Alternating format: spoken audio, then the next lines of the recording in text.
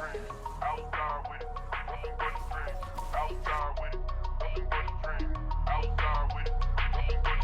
yo, 6-0.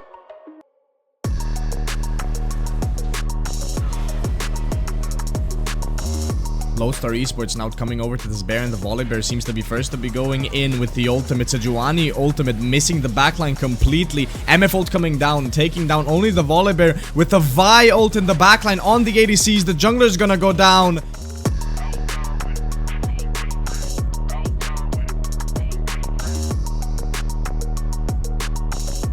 Be a triple kill for the way, maybe even going for a quadra.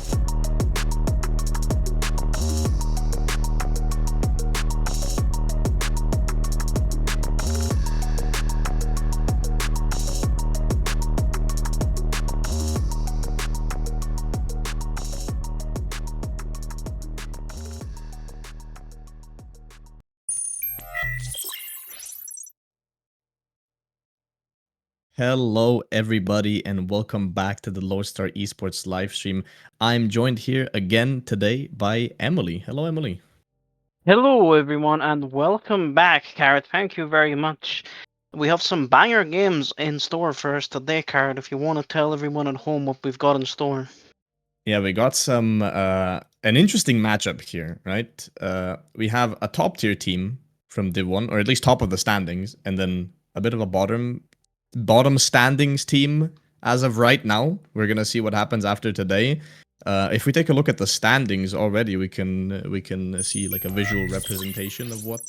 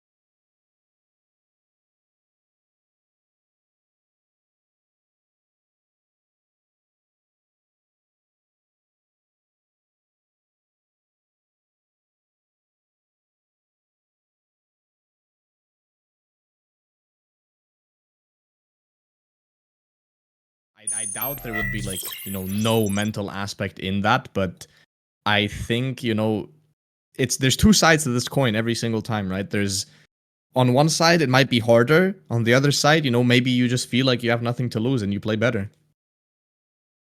Yeah, I think that is worth considering. There could be sort of the opposite of pressure. It's maybe relief, freedom.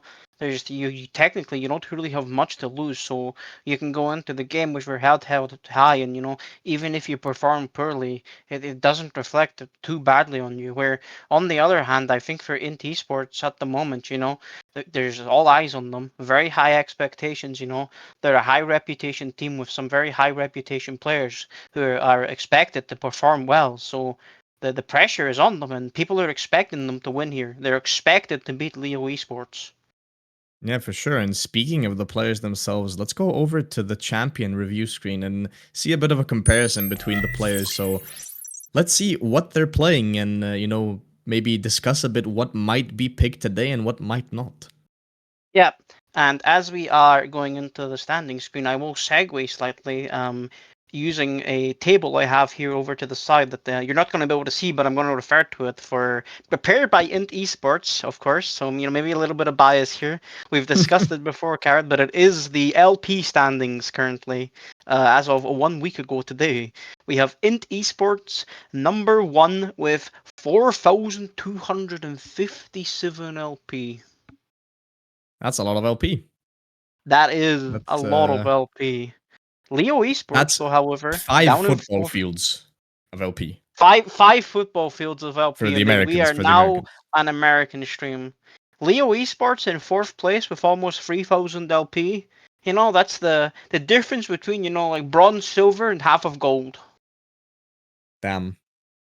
That's I mean, like, it's kind of hard to think of a comparison. You don't usually think of LP in this way, but it's interesting to think about, right? I feel like that tweet, I've seen it, and I feel like it kind of, I don't really know what to think about. Like, is it a valid measurement? Is it like, what does it mean? But it's cool to just see it and be like, damn, there's actually kind of a big LP difference overall. But I Yeah, feel like the difference between each specific player is, relatively even or relatively low between most players, and then there's some big jumps. For example, between Icy Rick and Omni, there's 600 OP. yeah. I think it's maybe not a great measure of anything, but it gives us an interesting talking point. Yeah, for sure. Definitely interesting to think about. And speaking of thinking about something, right? Let's look at what the draft might look like today. So, I mean, if you just want to guide us through top to bot, right? You can start us off here. We can start talking about what the draft would look like. So, if we look at the champions here, the flowers, they symbolize when someone's champion is either extremely high win rate or played a lot or both in many cases. So let's look through this, starting at top lane. Yeah, in the top lane we have Cobbin versus Bjorn. Going to be an interesting matchup. We've got fairly similar champ pools across the board. We've got Gragas players, Aurora players, and Aatrox players on both sides. So, going to be interesting to see if those picks are contested. We are on patch 14.17 now on live patch where Aurora has been nerfed among some other champions, and I think overall, in my opinion, I believe that right now Gragas is actually a fairly strong pick, so it would be interesting to see that. But at the same time, I think the Aurora remains strong, especially because of the flex power. You can send her mid, you can send her top, and she has a lot of good matchups in both lanes. Yeah, for sure. I mean, I think that champion is still extremely versatile, even after the nerfs last patch, right? Her burst is down a bit in terms of the ultimate, but is this the patch where they nerfed her the second time? I'm not actually sure. I don't believe there's been second nerfs yet. Only the first set of nerfs have come in, I believe. Wait, I'm just gonna look through this. Yeah, only the first set of nerfs. So damage down by 25 level 1, 50 level 2, and 75 level 3. Level 3 for the ultimate. So Nope. I mean, a big nerf, but I don't think I still feel like that champion, it does the same thing. I think next patch, when the other nerfs come in, when they're gonna reduce her the duration of her ult, I feel like that's gonna be extremely impactful for the champion, especially within organized coordinated play.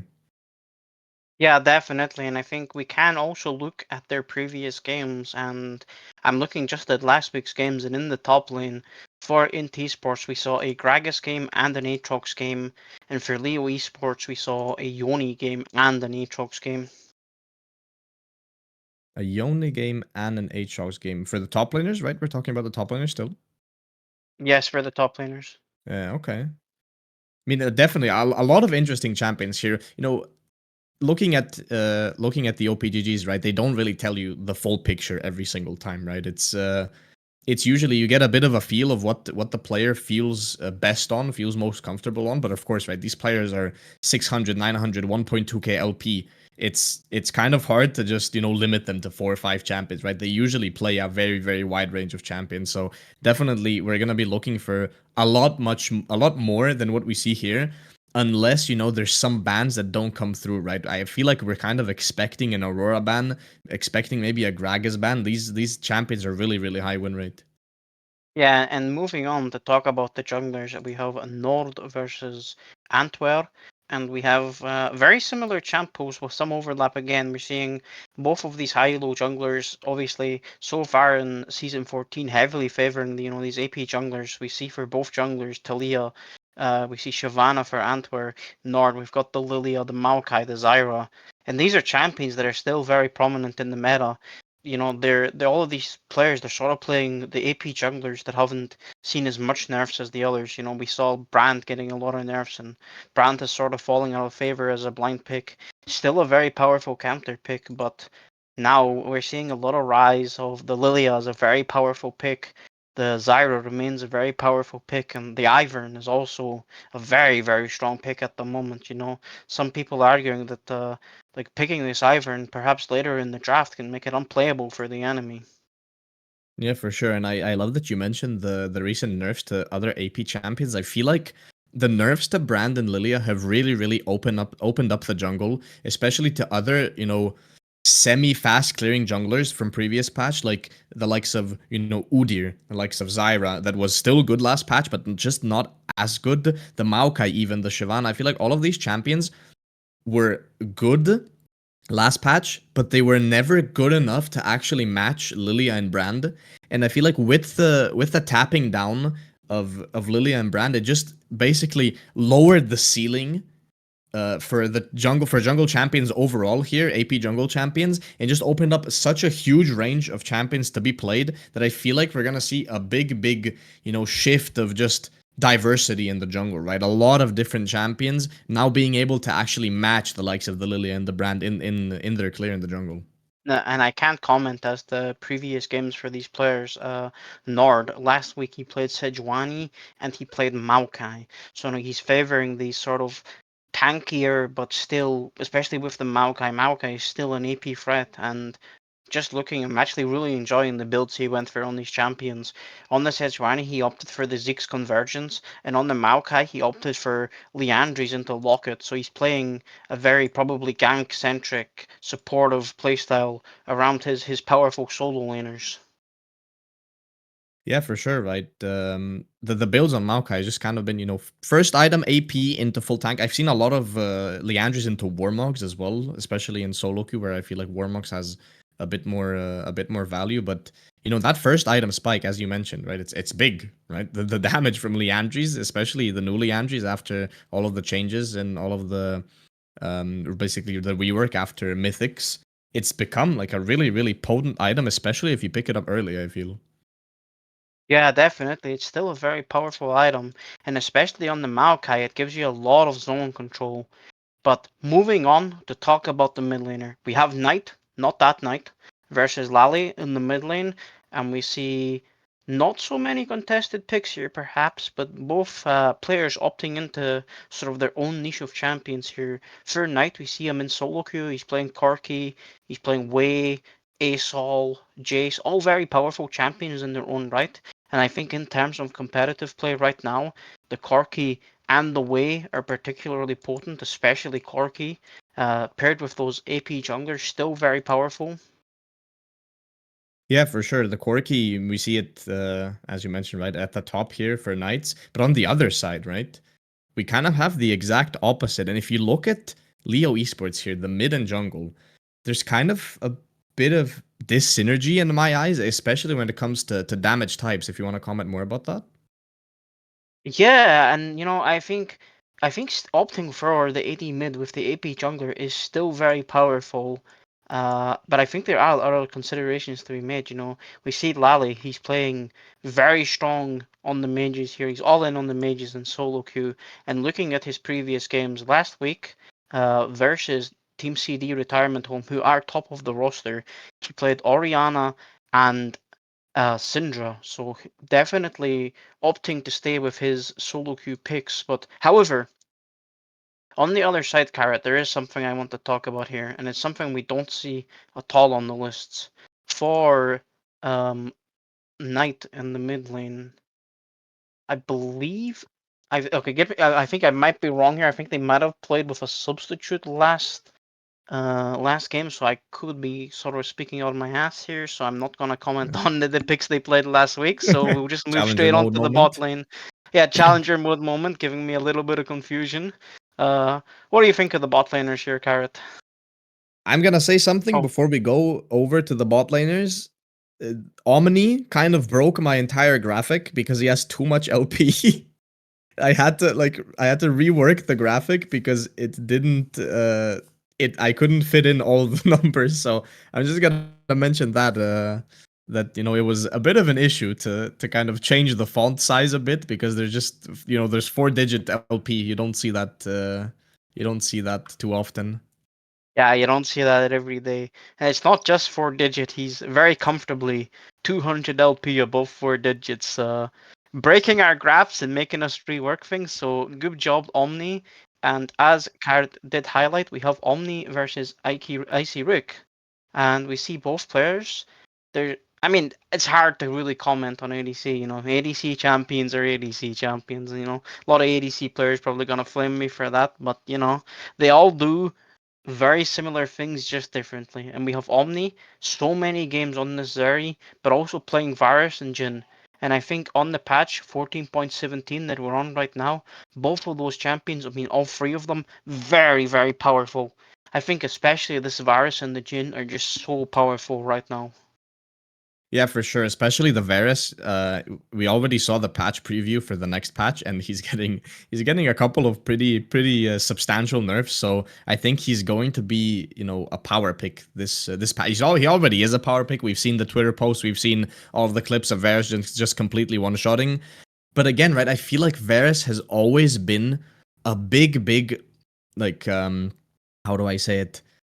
A strength for draft, right? Because just because of the versatility of the champion itself, right? You can go the poke build, you can go the DPS build, and even in some cases you can go the AP build if you need, big one shot. So I think that champion is going to be very big prio, but at the same time, as I think we've already talked about, right? Icy Rick with those 545 games on Jinx, I feel like that just has to be banned, no?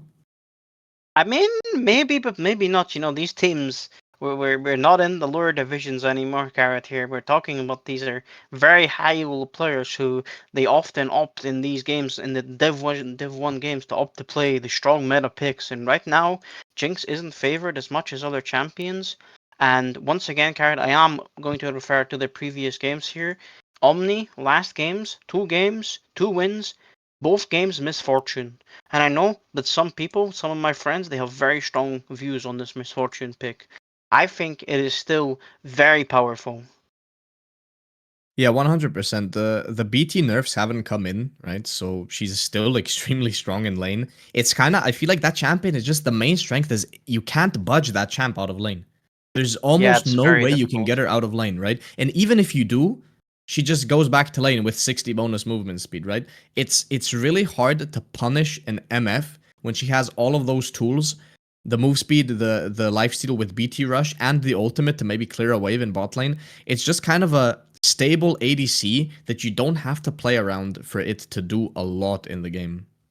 Yeah, and when she gets those items and she gets to the team fight, if she's able to put that bullet time down over some CC from her team, it's so much damage.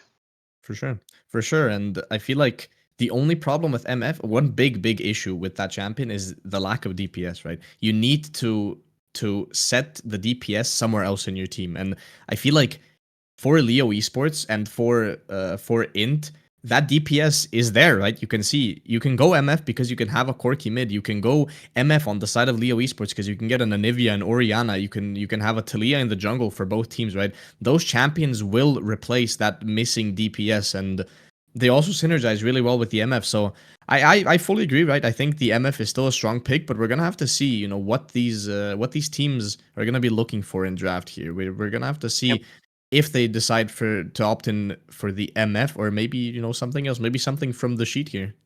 Yeah, maybe.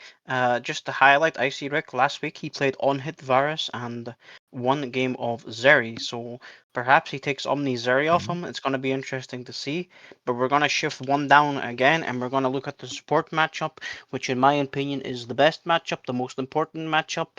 We have two support players on the cast, so there's absolutely no bias here. We have Nodu for INT Esports versus Naoki for Leo Esports.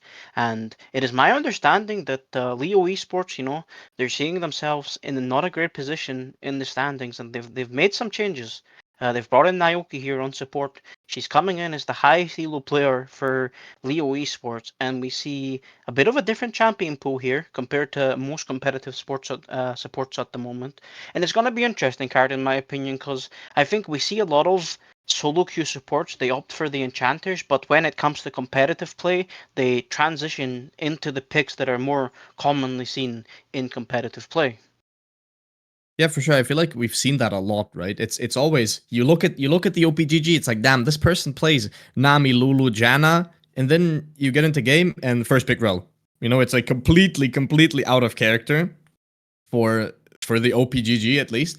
But of course, right, there's a big difference between solo queue and coordinated play, right? It's usually much more useful to have a Rel than to have a Nami, right? Just in terms of how easy it is for your team to play overall, right? So I can fully understand that teams like to opt into some more, stable, engaged champions, but I also really like when teams try to adapt to their players' strengths, right? And I think, Varus or Jinx combined with the Lulu with the Karma, your bot lane is gonna be weaker. That's no doubt. If the enemy team has hard engage with a good ganking jungler, of course it's gonna be hard.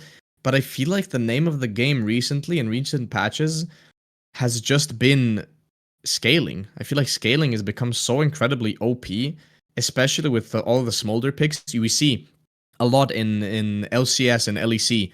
Smolder just being picked up, put in the lane. You see scaling ADCs everywhere. It's just the games always seem to go to 40 minutes. Yeah, definitely, and we saw it just the other day, just today actually.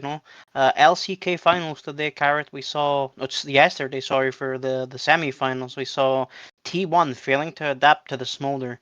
4 games they gave up Smolder, and 3 games they lost. So bit unfortunate there, refusing to adapt to the meta. But I think one thing worth highlighting here, Carrot, is we don't see too many enchanters, as you said. But the enchanter that we do see sometimes in competitive play is the Lulu. And Naoki here is a Lulu player. Yeah, I think the Lulu is pretty strong at this point. I think that champion. I mean, it's worse than it used to be, of course, but I think it might be worth to pick up, especially with what Icy Rick plays Mhm. here. And I believe, Carrot, that we are ready for draft. Tell me if I'm wrong. You are not wrong, and we're gonna swap over to the draft screen right now, and the players are ready to go into draft, so we're gonna go into it right now, I believe. Yeah, and I just want to say thank you everyone again for joining us for this lovely stream. We are here with SOL Div 1. We are going into the first game of INT Esports versus Leo Esports. We've got Leo Esports on the blue side versus INT Esports on the red side, and the bans are going to start coming in any moment now. Yeah, and we see the first ban coming out here is the Zeri from the side of Leo, and then Int responds with the Gragas. Yep, very unsurprising bans so far. Both champions that are very strong in the meta. We do apologize for the slight technical difficulty on the blue side bans not showing up on stream. You could tell us what the second ban is for blue side here, Carrot?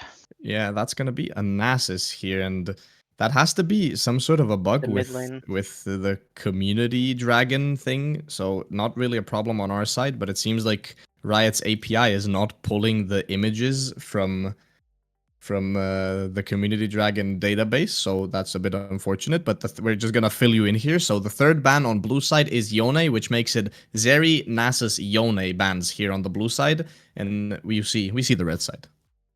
Yeah, and Nasus mid at the moment, seeing a lot of play in some leagues. So much sustain, even after the Fleet Footwear can absorb life nerfs. He's able to take the 3 points into the E with the Doran's Ring, and he clears the waves. And early game, he doesn't really care about getting those stacks.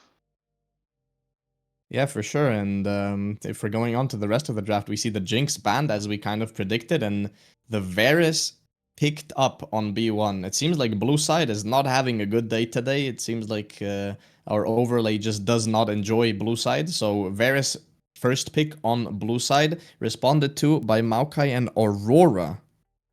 Yeah, very unsurprising to see the Maokai and the Aurora, both very powerful champions still in this patch. The Aurora, of course, a flex pick. She can go top, she can go mid, and the Maokai will most likely be jungle.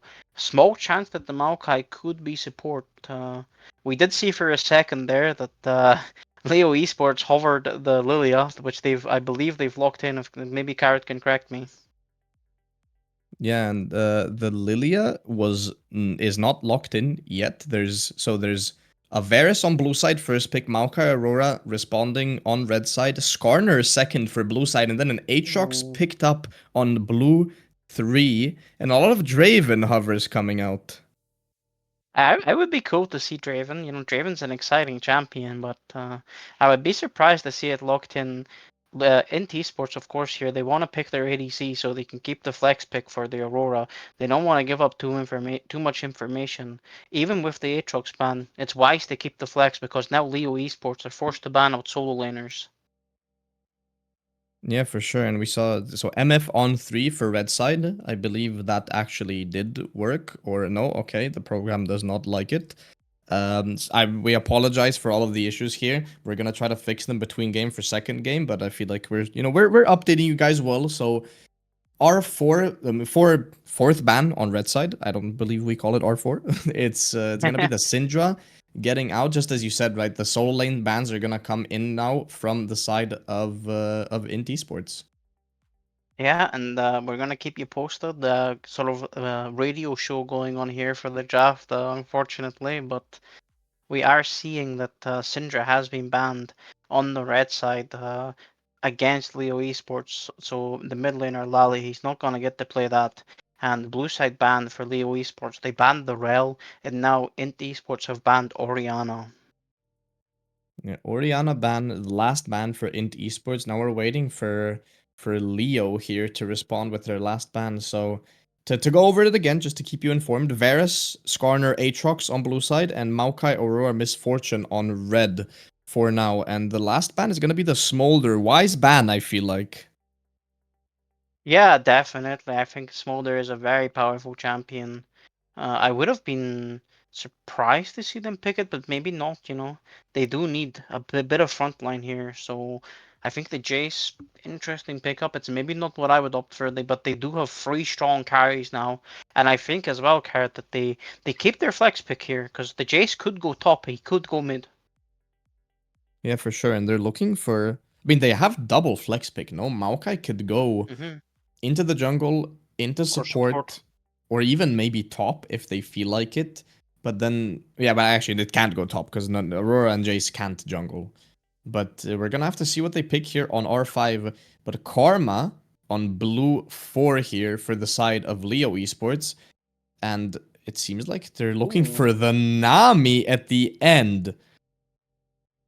That's spicy, Carrot. You know, we were saying that we wouldn't expect to see the Nami picked, but Naoki, she's locked in the Nami, and we're gonna have to see how that works out. You know, typically these enchanters they do struggle a little bit in the current meta, especially into the strong engage options. And INT Esports have locked in their final champion.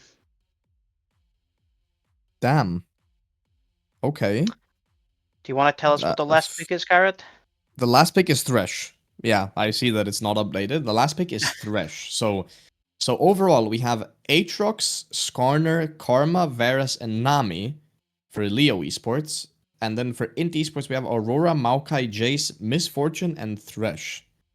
Yeah, and just for anyone who is wondering or is curious, the Aatrox will be going top against the Aurora, and the Karma will be going mid lane against the Jace. So we are seeing a double enchanter setup for Leo Esports here, and I think that ties into what you've been highlighting, Carrot, with the scaling that you like to talk about.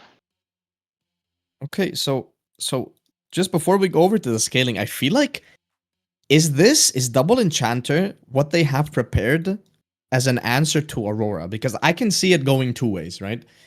Aurora ults, both enchanters get caught in and they all die. But on the other side, what I see happening is Aurora ults, and then Leo has so much sustain with the shielding, with Nami disengage, Karma can just live inside the ult forever, that they just never go down and then they have a chance to re-engage. Yeah, potentially.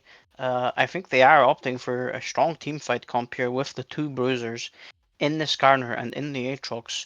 We did see Skarner recently. He got some buffs. He got some, I believe, AD scaling buffs. So maybe there is some angle, some option where he does opt for more Enchanter options. Sorry, AD options, bruiser options. With an enchanter is what I mean. But I Yeah. think what's gonna be interesting here is that the damage profile for Leo Esports here, if they do play double enchanter, is quite heavily skewed towards the attack damage, physical damage. So I am wondering, is Karma gonna opt for one of those AP builds with the malignants?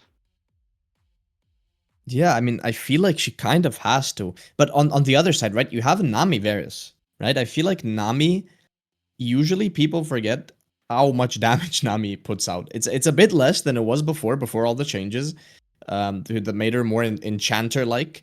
But Nami still outputs, a good amount of damage in just skirmishes in general, and then team fights as well. But I think I kind of agree with you. It depends on what Varus does. If Varus goes the on-hit build, there's a lot of magic damage coming out from that champion. There's a lot of magic from his W, from the blight stacks, from the W passive on hit effect. So I think I think they might be fine. I think they might be fine even if Karma and Nami both go enchanter builds. Just the base damages from Karma and Nami plus the Varus might just be enough, to carry the fight and in terms of the magic damage needed. Yeah, and at the same time, it's not as if the red team here for INT Esports have too many tanky champions. They do have the Fresh and the Maokai, but the Maokai often we're seeing him opting for the Liandry's first item. And Fresh as a champion he's a bit squishier than other melee options, even though he does opt for the tank items, but we usually don't see Fresh opting for, the Warmogs, and I think Warmogs has fallen a little bit out of favor. It still does remain a powerful option. It's not as good as it used to be, but I think we are seeing a bit of a return to normalcy, which where we're seeing Lockets coming in again, Knights of Owls coming in again.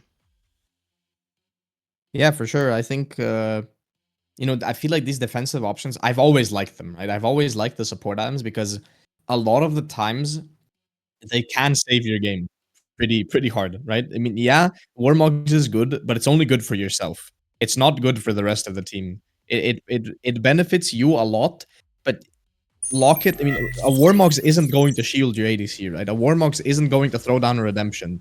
And speaking of Redemption, I feel like that item is also, for melees, something to look into, something to pick up, especially in games like these where there's, a good amount of poke on both teams and, not too much instant burst.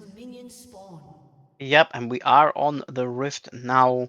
Once again, we have Leo Esports on the blue team versus INT Esports on the red team. Yeah, and I feel like for now, just a stable 5-point defense for both teams. We see a red ward here in the bot lane middle bush put down by Nodu. I really like that ward. You'll know it. I think I got caught out putting that ward down on stream as well, but I'm not sure if it was on SOL. I really like it because it gives you a lot of lane pressure, especially into ranged champions that want to play around that middle bush, want to play to, throw out some autos, hide back in the bush, and that ward just doesn't allow them to do that. And especially when you have champions like Thresh with the hook threat, it's gonna be pretty dangerous for the side of Leo here to play in those bushes, as we see red side already setting up in the bottom bush. Yeah, they are set up nicely, and it's probably going to be quite hard for Leo Esports to approach the wave. They're going to have to walk together with the wave, and they do walk with the wave, so they are able to start hitting the wave, and going to be very important here to see who gets level 2 prio first on the wave. Looking currently right now like INT have good push, and we do have both junglers for both Leo and INT Esports starting on the top side of the map, clearing sort of in pace with each other, in step with each other, pathing down towards this bot side, probably looking for early gank potential. We do see INT getting a very strong push here, so they're gonna safely get level 2 here together.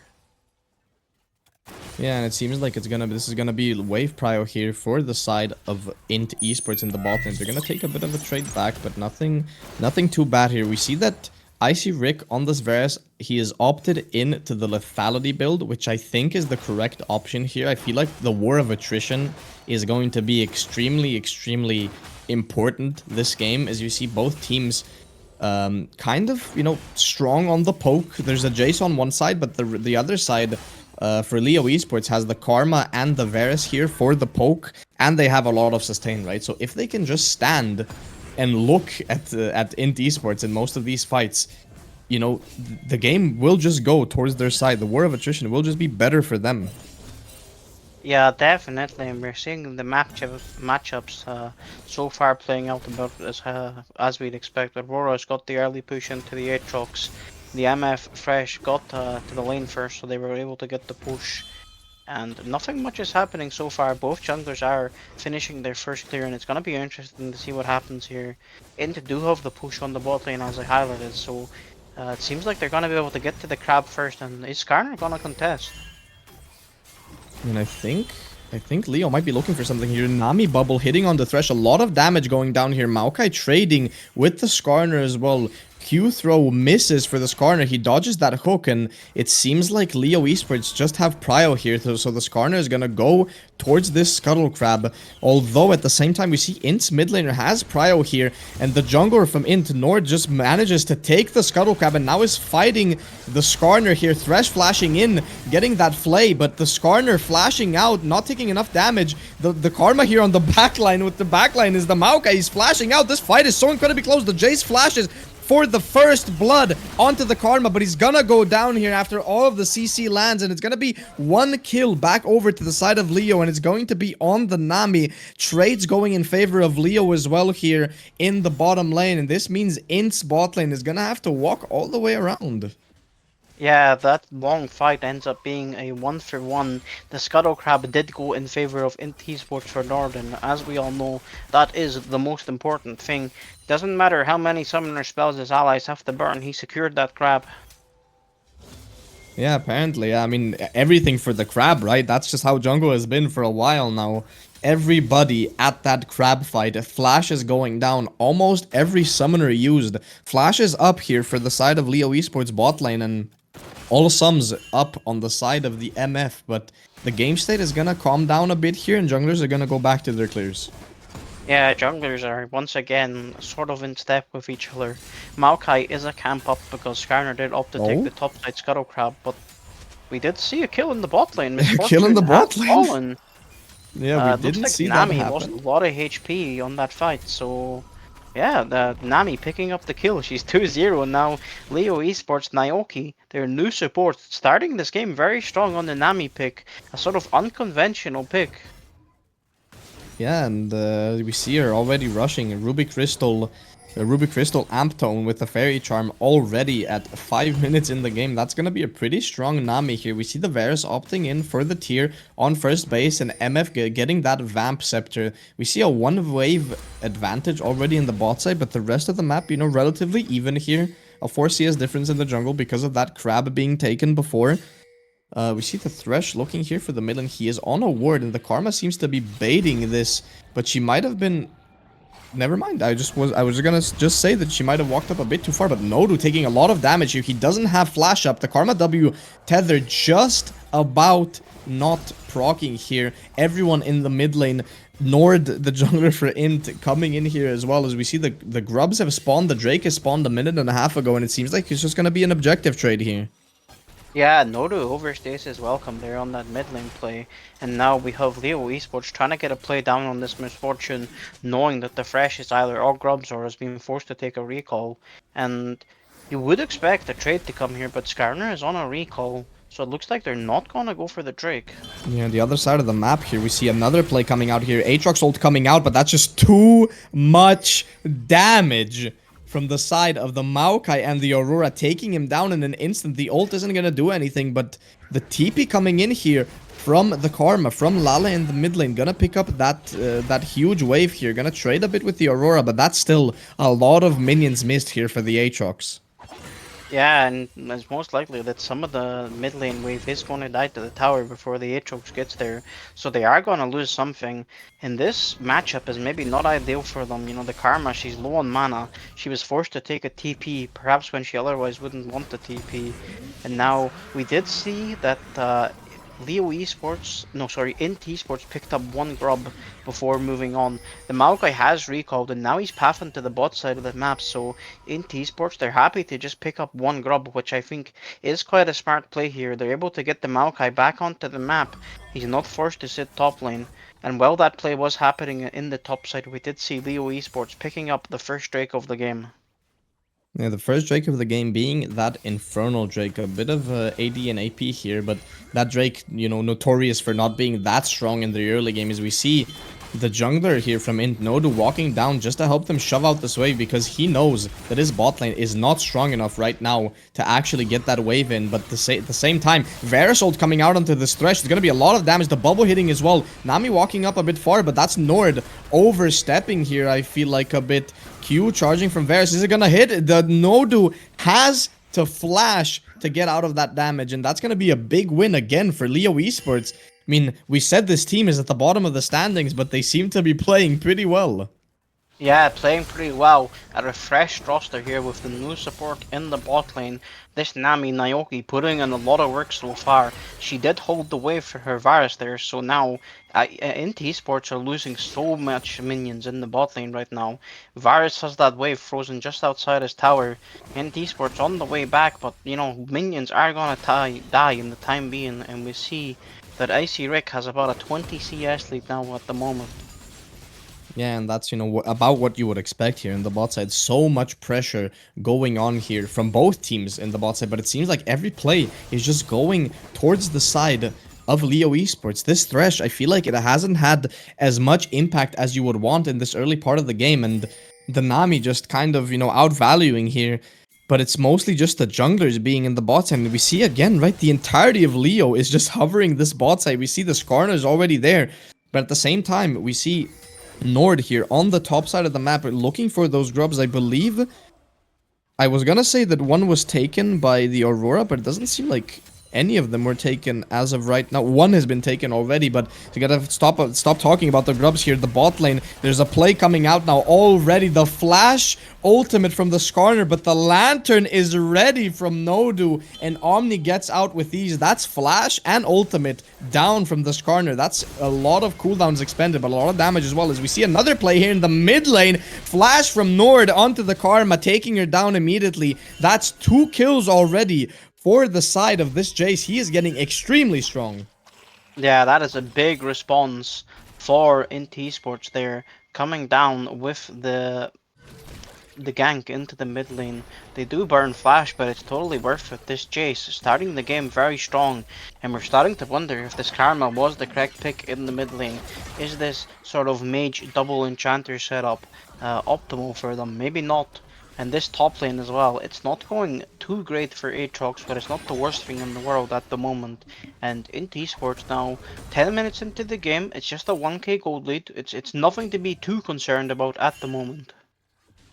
Yeah, nothing to be too concerned about yet. It seems like, you know, there's a lot of trading happening. I love to see this in higher elo games, right? We know these teams are still Division 1, you know, top of the table, bottom of the table, doesn't really matter. You're still Division 1. The LP is high, as we saw on the standings that you mentioned before that INT tweeted out. I feel like a lot of trades have happened, right? You see the top side, INT has a big advantage, but on the bot side, it's the exact opposite story here. As I'm kind of caster cursing Forsland here in the mid lane for INT, but you know, still, right? The Aurora is up about a wave or two. 2 kills onto the Jace, being ahead of the Karma. CS up as well, 15 CS, that's a lot. But at the same time, his bot lane is really, really far behind. As we see a play coming out here. Hex Flash from the Thresh, hitting onto this Varus. That's a first big ultimate hit that we've seen this game.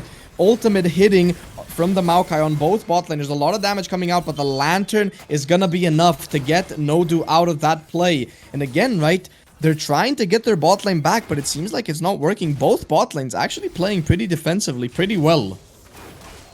Yeah, both playing very well. We saw a big usage of that Nami ultimate, the wave coming in to deny the further commit to the gank, and both teams are trying hard to make plays on this bot lane here, but nothing much Speaking has of plays, I'm happened. gonna have to cut you off here. In the top side, there's a fight happening here of all places, but the Aatrox is completely alone. What is he doing? He's just dying deep in the jungle of INT in the top side. But that, a whole wave, by the way, we didn't see that, but the whole wave was lost by Aurora here. But the kill goes over to the Jace, and this Jace is so incredibly accelerated. Yeah, very accelerated so far. 3-1. He's sitting on the opportunity and he's stacking his tier. Yeah, and just as I mentioned before the game, right, the MF value here, she just gets to ult that wave and no dive will come from that play. And that's just it for that play. That's all. Yeah, that is it for the play, and we see INT Esports now starting up the second Drake of the game. It will be the first one, sorry, Leo Esports starting up the Drake actually, which will be their second. It is an Ocean Dragon. Very happy to get that stacking, even though they are sort of on the lower hand of this game at the moment. Yeah, for sure. I mean, again, right, just trades happening across the map. Never in this game have we seen a team make a play that wasn't traded on the other side of the map by the enemy team, right? There's always something happening on the other side of the map from the main play that we're watching, and I just love to see it, right?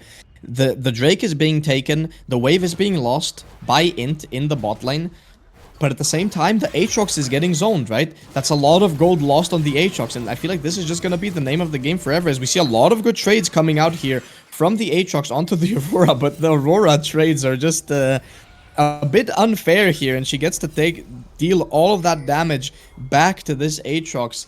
And now we see a big fight or a big setup happening here in the top side. We see three people from each team here in the top side. Maybe we're gonna see a Herald fight pretty soon, but for now it's just gonna be the setup.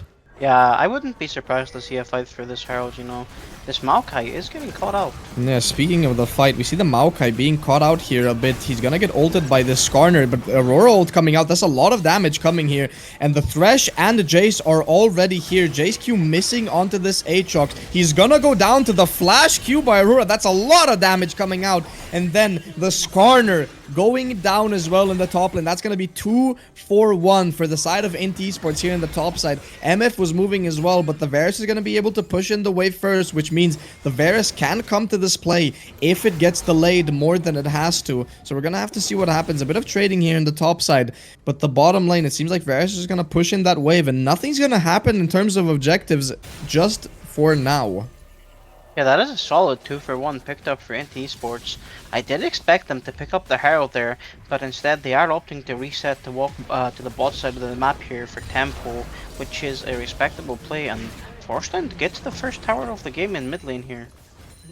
And the first tower taken, that's a lot of gold again onto this Jace, right? We see a 10 CS difference, 4 kills on the Jace, and the first tower taken. That's a lot of gold here. I believe the second item will be completed, yeah, and it's going to be a Yumu's Ghost Blade. So that's 2 lethality items on this Jace already. The Aurora is extremely strong. The top tower was taken down as well. That's a lot of gold. Just over to the side of INT, we can see a more than 4k gold lead almost here for the side of INT, but both of the Drakes going over to Leo Esports for the beginning of this game, but I feel like we're gonna see INT fighting for the next 2. Yeah, it is a big swing. Big hook onto Icy Rick. Dive coming in here. Flash from MF. She's not gonna survive for now, but she almost does. Still gets taken down by the Karma. Karma ult W coming out. Not gonna be enough to make her survive. Big Skarner ult here.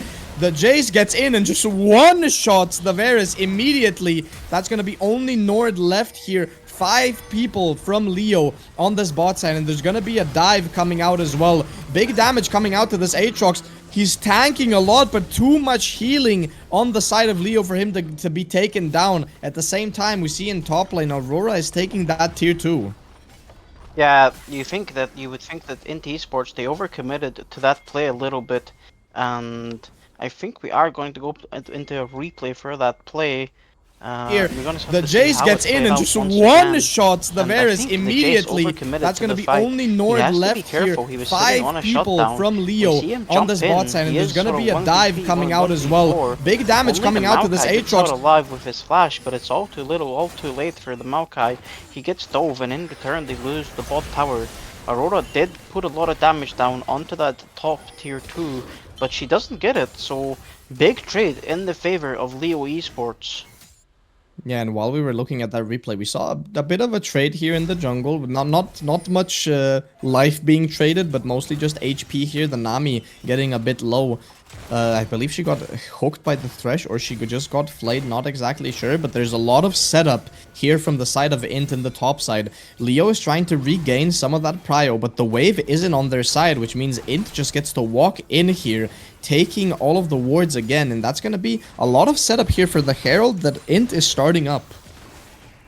Yeah, and they are prepping this Herald. They are most likely going to take the Herald. Yeah, and a big fight coming out here. Threshold coming down. Verisult hitting onto the MF. That's going to be a lot of damage. Flash ult from the side of Skarner missing on the ADC. Aurora ult coming down. That's going to be a lot of damage coming out, but the Varus is free hitting for now. Aurora gets taken down by the Aatrox. Big shutdown here. Jace is on the wrong side of the fight, away from his team. He doesn't get any damage out before being taken down by the Varus. In the bot side of this fight, we see the Thresh gets engaged on by the Skarner, and Leo Esports taking the fight. Yeah, that is beautifully played by Leo Esports. We see the power of these two enchanters.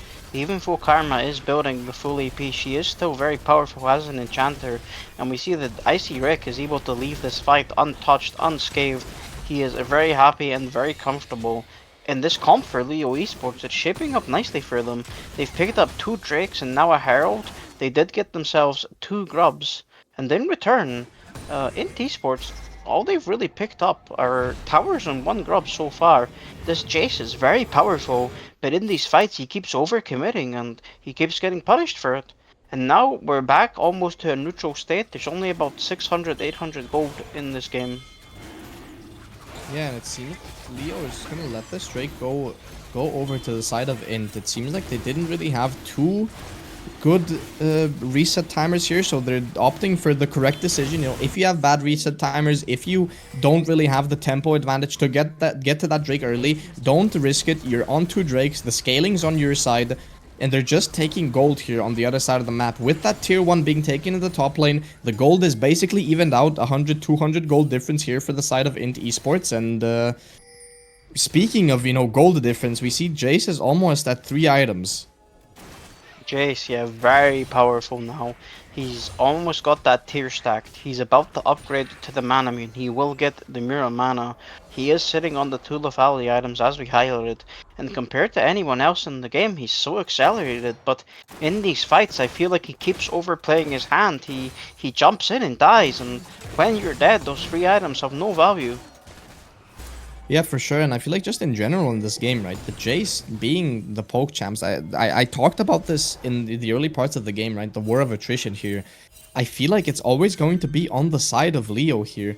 The Jace is going to do a lot of damage, but Nami is also going to be healing quite a lot in this game, so we're going to have to see how these fights actually go, but I feel like overall, INT Esports here on the red side, they need to look for some sort of burst on one character. But it's going to be extremely hard with the shields from the Karma, with the healing from the Nami, and with just all of the disengage that they have on Leo. Yeah, and one adaptation in this game that I want to highlight that I do really like is this Nami Naoki. She's opted in to rush the Moonstone. She's opting for the Solstice Slay as well. So she's opting for a very sustain heavy build, which is something I really respect here, because I think opting for the Mandate, I don't think you need the damage here. Into these strong poke champions and strong DPS champions, the sustain has so much more value. Yeah, for sure. And we see the damage coming out from the Jays, but it's immediately removed by that Nami heal. Ult coming out here from Icy Rick onto that MF. The Q is going to come out a lot of damage, but it's not going to be enough to actually phase this MF. I believe she does have the BT, so she's going to heal up here really soon. Karma here on the top side, but there's a lot of posturing here for a play. But nothing's really gonna come of it. Rift Herald was dropped, but it didn't even take down the tier 1 mid lane. And I feel like the fight should kind of calm down now. But now we see Leo posturing here for a bit of a dive. The wave is being pushed in. A lot of damage coming in from the Jays. The MF is really far up, not respecting the possibility of the dive. Flashing out of the fight here, getting flashed on herself. Ult coming down. A lot of damage from the MF. No one is taking her down. Nord in the backline here. The Nami's gonna go down from the engage from the Maokai. And that's a big win for the side of INT here. Nord going in again. Karma, Mantra Q missing. And that's going to be Leo Esports scattering in the top side. Trying to get out, but they're being chased down here in the top side. We're going to see how this fight goes. Are INT Esports going to keep chasing? It seems like they're not going to let Leo walk away from this fight alive. Karma still has a lot of power. She uses the Mantra Q from the Thresh, hitting on to Icy Rick. Death sentence means death immediately in this fight. And Jace taking down the Karma for the last kill here. And it seems like INT is gonna maybe look for the Baron. Leo Esports did buy a lot of time with their escape there. The Aatrox has respawned and TP to the mid lane. Nami is on the way. They are gonna be 3 versus 5, and you know, INT are taking a lot of damage from this Baron. A lot of damage coming out. Jace dealing so much damage to this Aatrox, but the Aatrox is just healing it back. Ignite on him, healing reduction on, and he's gonna go down to the Aurora in the end. The Skarner can't do much here. It's just one Skarner versus 5 people, and that's 3 extra kills over to the side of INT Esports. Yeah, Leo Esports perhaps overplaying that, but the play is still not done. Karma is on the way, Varus is also on the way. INT Esports, they're taking this Baron very slowly and they are very low. And another fight coming out here as we see Aurora ult coming down. Karma is in this fight. Varus ult completely whiffing, and the Baron is still alive after all of that fighting. But it just seems like Leo is just running in and dying one by one. Yeah, you have to wonder if it's worth it. I believe they traded 6 or 7 kills over to INT Esports in return for stopping INT from doing the Baron. And how that play started is, I think it's worth highlighting, Card, as we saw Leo Esports, they split their team comp up with the Skarner, the Aatrox, and the Karma on their flanks going for the dive. And in my opinion, I believe that's a mistake, because the power of this team comp comes when the 5 champions are able to cohesively play together. We saw them overextend in that fight, and we have to hope that they don't do it again. The Nami and the Varus were split from everyone else, and when these champions can't cooperate, they lose so much of the power that we've seen so far in this game. Yeah, I fully agree. They kind of have to just turtle up and just play, you know, like an organized military unit, right? They have to stick together. They have to utilize the Karma, utilize the Nami on the front line as well to get the power out of those champs that they want. And now, right, INT Esports is just in the driver's seat. Yeah, they're very comfortably in the driver's seat of this game so far. You know, all those kills swinging over gave them a lot of power. Yeah, a lot of power here, and speaking of power, we see the power being exerted here on the mid lane. A lot of big Q from the Jace on 3 members of Leo Esports. I don't even know if the Nami heals are gonna be enough to patch that up before the fight continues. And it seems like the wave bio, INT is just gonna use it to push in this mid tier 2, fresh canceling the charge from the Skarner, and that means everyone's gonna try to get out here. The Skarner's being caught out, but he's pulling everyone back here. But the MF ult with the Aurora ult means the Karma can't go anywhere. A lot of damage being taken back from the side of INT. Aatrox double kill immediately at the beginning of this fight. Thresh hooks hits, that's gonna be a lot of damage onto this Aatrox. Everyone is low on the side of Leo Esports. Not really the same case here for the side of INT, and that's gonna be a 2 for 2 in the end. Yeah, 2 for 2 indeed, but INT Esports do get good control of the enemy jungle here from that play, and we saw the power of the picks like the Misfortune. Leo Esports in the choke, in the jungle, the Misfortune out coming down across it, and it's so much damage. And now this game Still 4k gold leader so for INT Esports. Both teams sitting with 2 Drakes, so it is gonna be at least another 10 minutes or so before we get to the Soul. The Baron is available, and we see most champions coming in with their second items and working on their third items. In Forceland, he is still, I believe he has 4 items now on this Jace. He is so powerful at the moment. Yeah, this Jace damage is sticking at this point. I feel like after this wave, he's going to be backing, getting that 4th item here. Hopefully, it's that Serpent's Fang. I'm kind of rooting for that.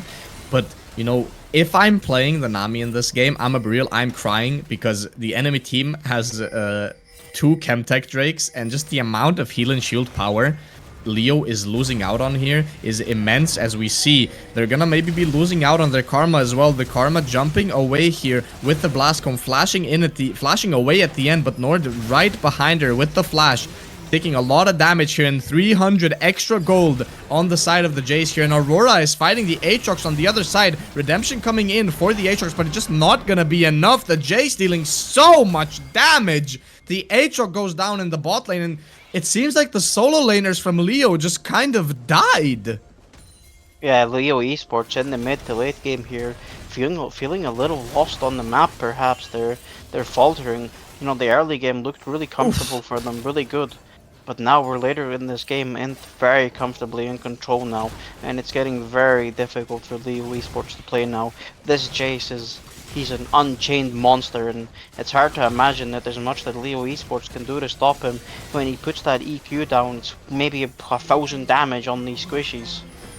Yeah, and a lot of damage here on the Baron already, but TP is coming in. Aurora TPing in here. Karma TPing behind as well. A big Skarner ult on the backline, but there's no one to follow up at all. There's no DPS on the backline that's being pulled in. We see Aurora being caught out now here in the bot side of the fight, and she's gonna go down, not before taking the Nami with her. That's a 1-for-1 in the end. The Skarner, big ultimate, but again, no DPS to follow that up, and that's again gonna just be the Baron left alive. Yeah, the Baron's still on the map, and in Esports, I think they're still very comfortably in this game, even with Cobbin fallen. It's about a 6 to 5k gold lead for them, and we see a lot of third items coming in now with a lot of champions working on 4th item. And as you did highlight, Carrot, the Jace has purchased the Serpent's Fang, so now the side of INT Esports, they have the Grievous Wounds, Maokai has the Oblivion Orb, Misfortune has the Executioner's Calling, and now Jace has the Serpent's Fang. The value of this Nami and the Karma is greatly reduced by these items. Yeah, for sure, definitely. It's gonna be really hard. If it isn't already hard, it's gonna be even harder here for the side of Leo to play. Their comp, I think, is still good, but just the amount of gold that this Chase has, we're gonna see an EQ right now, hopefully, and it's gonna miss completely, and it's not gonna give me any happiness. So apparently, we're gonna have to wait for a bit longer to see that Jace damage come out. But for now, we just see Leo taking prio here. INT still knows. If they mess up here, if they overstep, they could get taken down and the game could end. So they're still playing exactly how they should. They play for prio, they play for side lane. They're just playing slowly and methodically exactly as they should. So now that Jace has gotten, I believe, the red buff in the top side, they're going to be starting to walk in here. Getting mid prio with the Jace is going to be their main priority. Walking in now. But it seems like the Skarner, I thought he was taking Drake, but he hasn't yet. A lot of damage already coming out on Icy Rick and the Nami here in the bot side. INT taking the mid prio, and ult from Maokai coming in to disengage. A lot of damage from the Jace. They're just gonna play it slow here. Jace is gonna deal his damage, and then after that, when Leo Esports are low, they're gonna look for the Aurora ult. But for now, it's pretty slow. Yeah, both teams just vying for control of this mid lane here. We do see some big cooldowns burned. I'm gonna have to stop you there. We see a big engage onto the Thresh being taken down immediately by Icy Rick, and that's exactly what I was talking about. This comp from the side of Leo is still extremely strong, extremely potent in these fights, as we see another engage coming out here. Aurora trying to follow up, but nothing more is gonna come from it. It seems like INT is just gonna maybe leave this Drake, but it seems like they're positioning to try and fight. Nami ult coming out. Nord is gonna immediately explode here. They weren't expecting everyone to be there to immediately disengage, as we see more fighting happening here. Varus ult just about missing, still doing a lot of damage, and finally I can breathe. Yeah, Leo Esports managing to get some good kill trades there, coming out in favor. They are going to pick up their third Drake of the game, and it's a beautiful Drake for them. The Camtech Drake giving that healing shield power over to the Karma and the Nami, going to nullify some of the power that the Grievous Wounds and the Serpent's Fang have. And now, Leo Esports, they're in a very nice position, you know. They were behind, they still are behind about 4,000 gold, but they are sitting on soul point, and if they can slow this game down and play for 5 minutes, I think they can make a comfortable trade. You know, in 5 minutes they could opt to play for the Baron, with INT Esports being forced to play towards this Drake to get denied the Camtech Soul.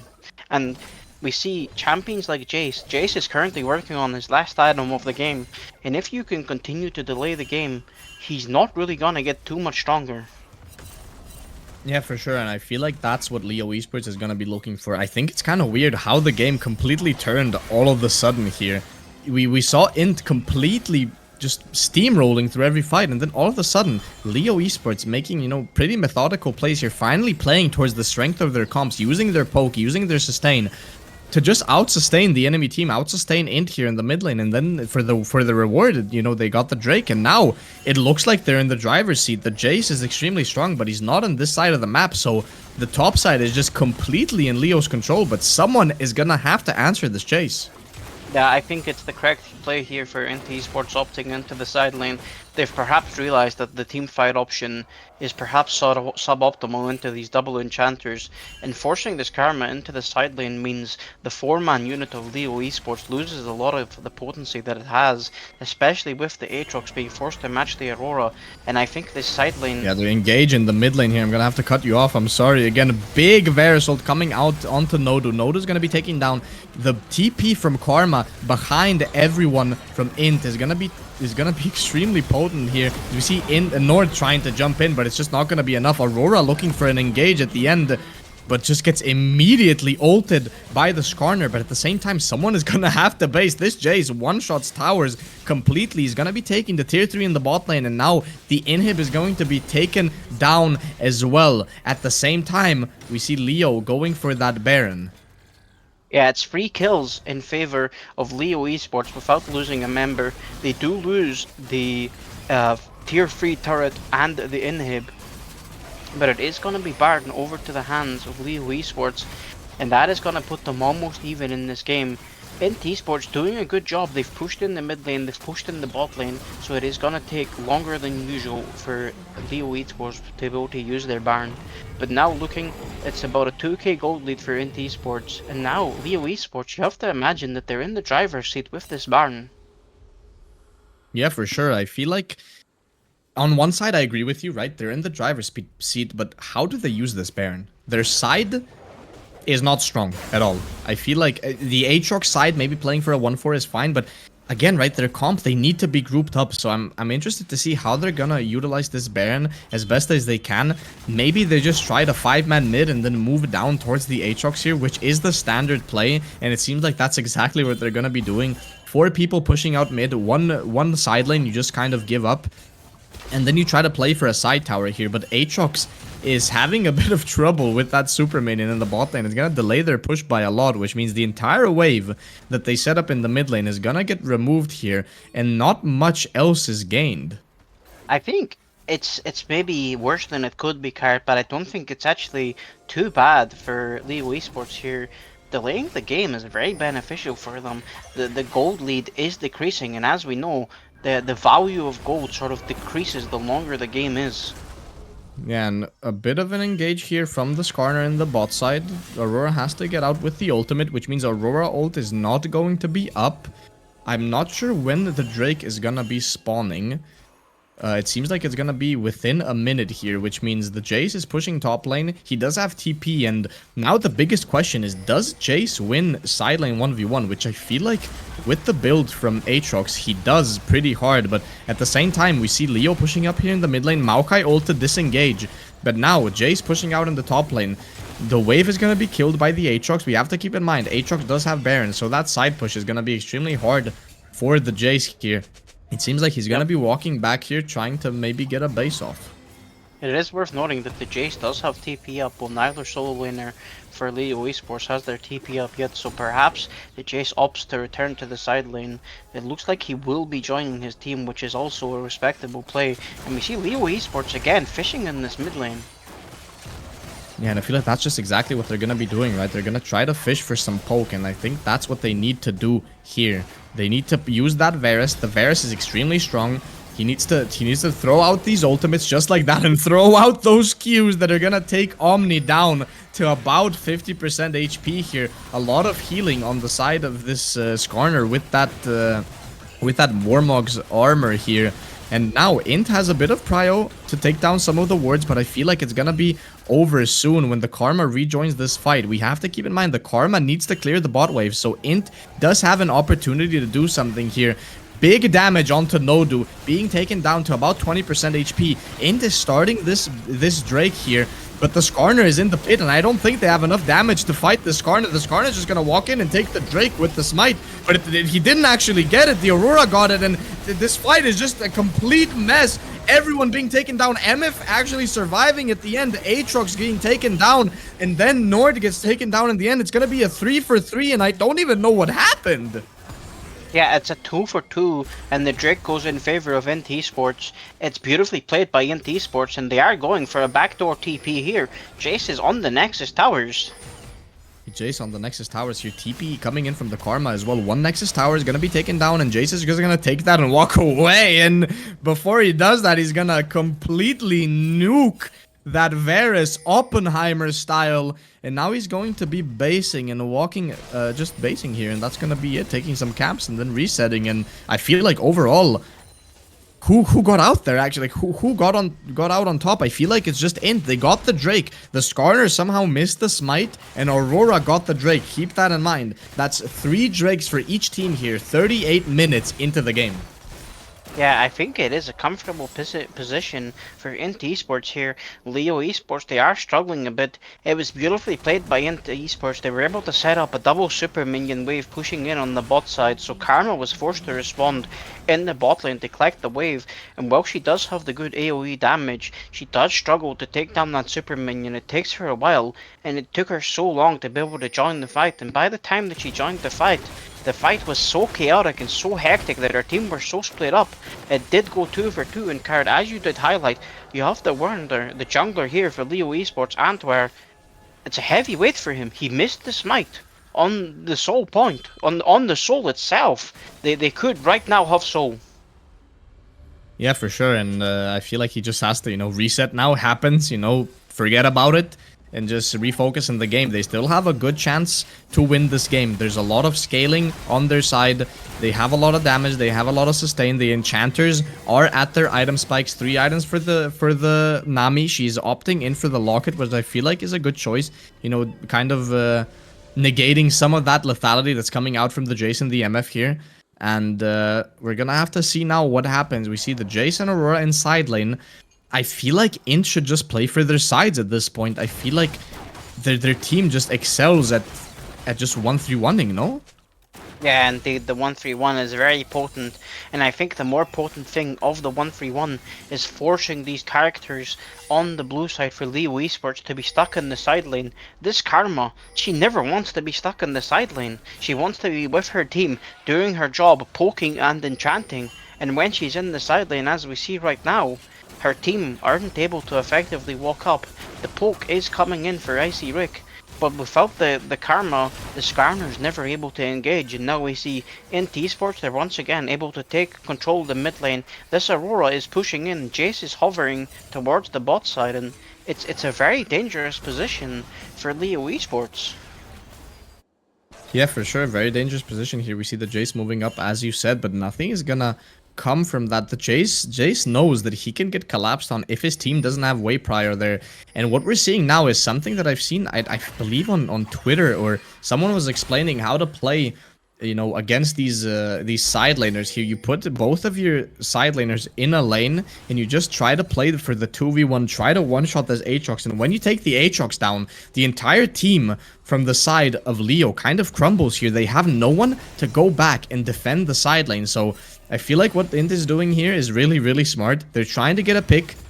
And off that pick, they're going to try to get the end of the game. But Leo, at the same time, is expecting this. We see the Karma hovering around bot side here.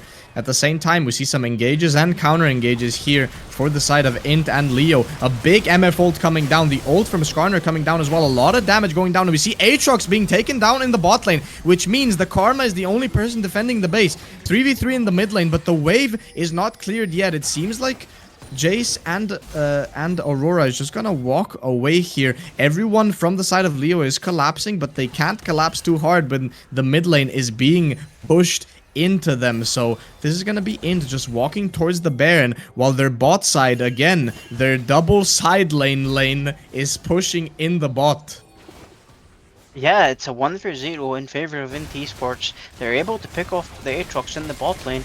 Now they've started up the Baron. The Baron is at half HP, and it looks like Leo Esports are gonna be all too late, all too little to contest this. Maybe they get there to start a fight, but ooh.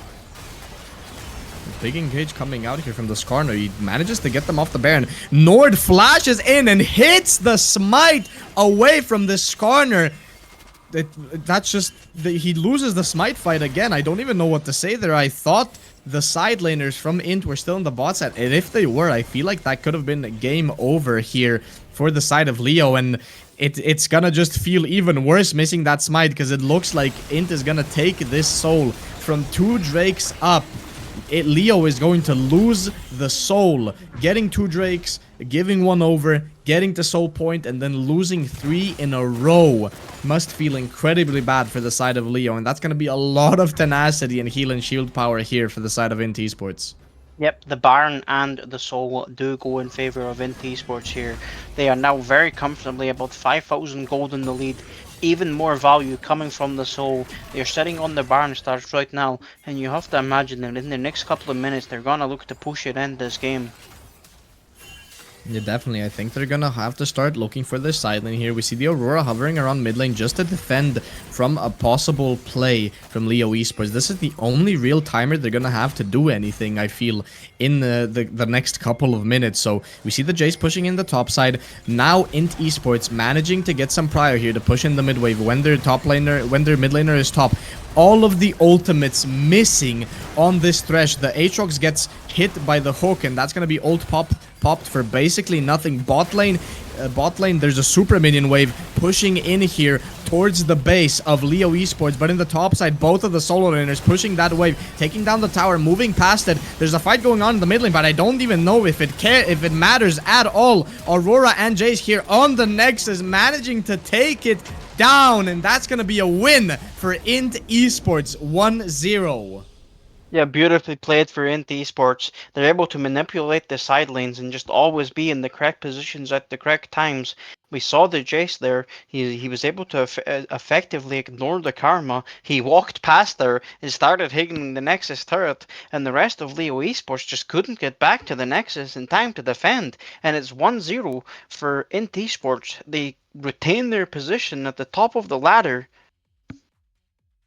Yeah, and that's just gonna be it for game 1. We will come back extremely soon with game 2 here. There might be time for an analyst desk, but I'm not sure. We're gonna have to get back to you guys on that. So just please, stay tuned. There's gonna be a couple of minutes pause, and then we're gonna get right back into game 2 of INT Esports versus Leo.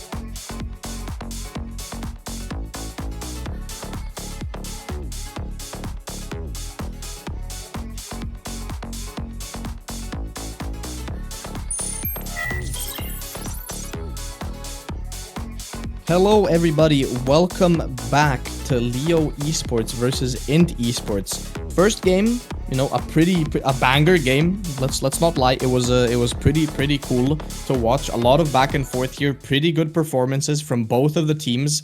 It was extremely nice to watch, and we're gonna have to see what happens here in the second game. I'm joined again here by Emily. Hello everyone, welcome back. We are going to look at the post-game stats for the game that we just had. INT Esports securing the win. Leo Esports, they did have a very positive early game, but after that, they kind of fell off. And having a look at these post-game stats, there's two things that stand out to me. One is the power of the Jace that we did speak about so much in this game. But secondly, the power of this Varus. He did the most damage in the game, I believe, if my eyes don't lie to By me. far. By far. Yeah, almost 10k more damage than the Jace. A very powerful pick. But the thing that we saw was that the other champions for Leo Esports are just, they're not able to do as much. This AP Karma did so little in the game. And this Skarner isn't a very powerful bruiser. You know, he's not a Xin Zhao, he's not a Vi. He doesn't really put out the damage, and they did lack a bit of damage, and I think what they lacked most, Carrot, was the ability to deal with the side lane threat. This Aurora and this Chase, that was the downfall for Leo Esports. Yeah, for sure. I feel like the side lane, at some point, I feel like INT realized that, yo, these team fights aren't the play anymore, and we're going to swap. We're gonna go to the bit of a more side lane centered game. We're gonna play for top. We're gonna play for bot. We're gonna put both of our side laners into one side of the map, which is what I really love that they did. Right? They realized that 1-3-1 isn't going to work, so they just play a 3-2 setup, which is extremely, you know, interesting, and I feel like it's not being utilized as much as it should be. But just looking at this gold graph, man, what a roller coaster. So at the beginning, the only time in this game where Leo were ahead was what, a 200 gold lead at 6 minutes. Yeah, around about that. NT Sports were always in the lead in this game, and they did come close to throwing their lead a couple of times, as we see some of those dips in the stock market there. But I think overall it was a comfortable game, and INT did make a few mistakes, but I felt like for the most part they were quite comfortably in control of the game. There was a few points where we did think as casters that Leo Esports were in a good position, but as you did highlight, Card, INT eventually realized but the strength of their comp was in the side lanes, and they started opting to play those side lanes, and Leo Esports just didn't have an answer. Yeah, for sure. And like commenting a bit more about the gold graph, right? Even though it's always been INT favored, there's just very big dips, very big dips in this gold graph a lot of times. So we can see the biggest one is around 21 minutes. I believe that was when, I can't remember what exactly happened, but I know INT was in a really good spot and they kind of just completely lost a team fight. I believe it was at the Baron, but I'm not completely sure. So we're gonna have to look at that at some other time. But just overall, you know, looking at this gold graph, it was a back and forth game for sure. Back and forth indeed, but INT Sports came out with the win. Even though the game was fairly even in kills, INT Sports were just able to play the map so much more effectively, as we see 3 towers to 10, which is a significant advantage. So much gold for INT Sports and so much control on the map. And we're gonna have to see how the teams can adapt for game 2. Are they gonna change their picks, their bans?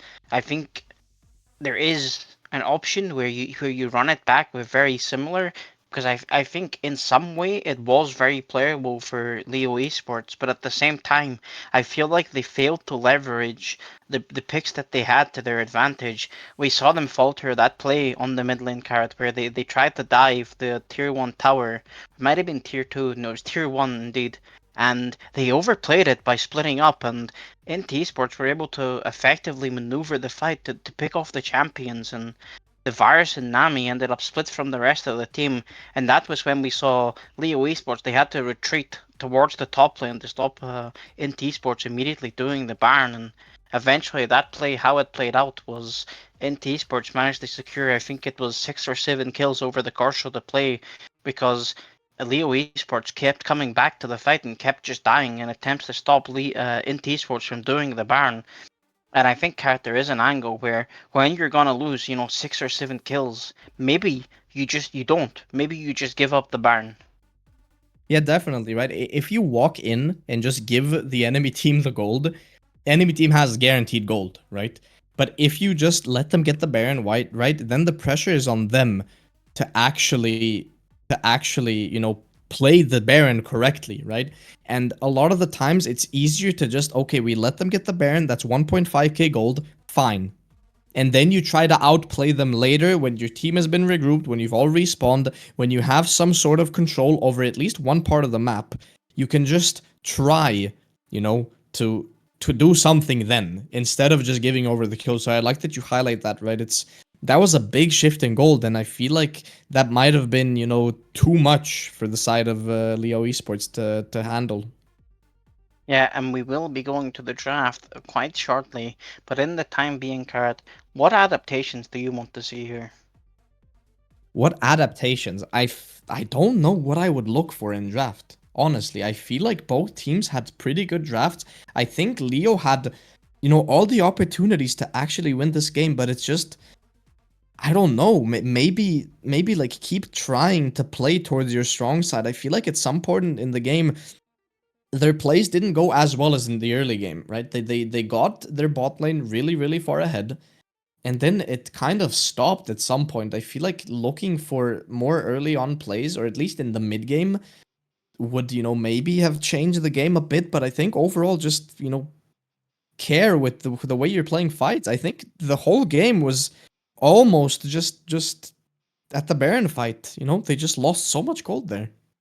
Yeah, I can agree with that. And as for adaptations, I'd like to see. I think this Aurora is such a problematic champion in competitive play. Even after the nerfs that came across, she lost a lot of damage. But the way the champion plays it's very frustrating. It's very irritating to play against. She's so slippery, but at the same time, when she's able to put that ultimate down, we talk often in competitive play card about champions who create space. We talk about things like the Jarvan Cataclysm, the Gwen Shroud, Akali Shroud. They create space. In the Aurora Ultimate, it's what, 2 or 3 times the size of those?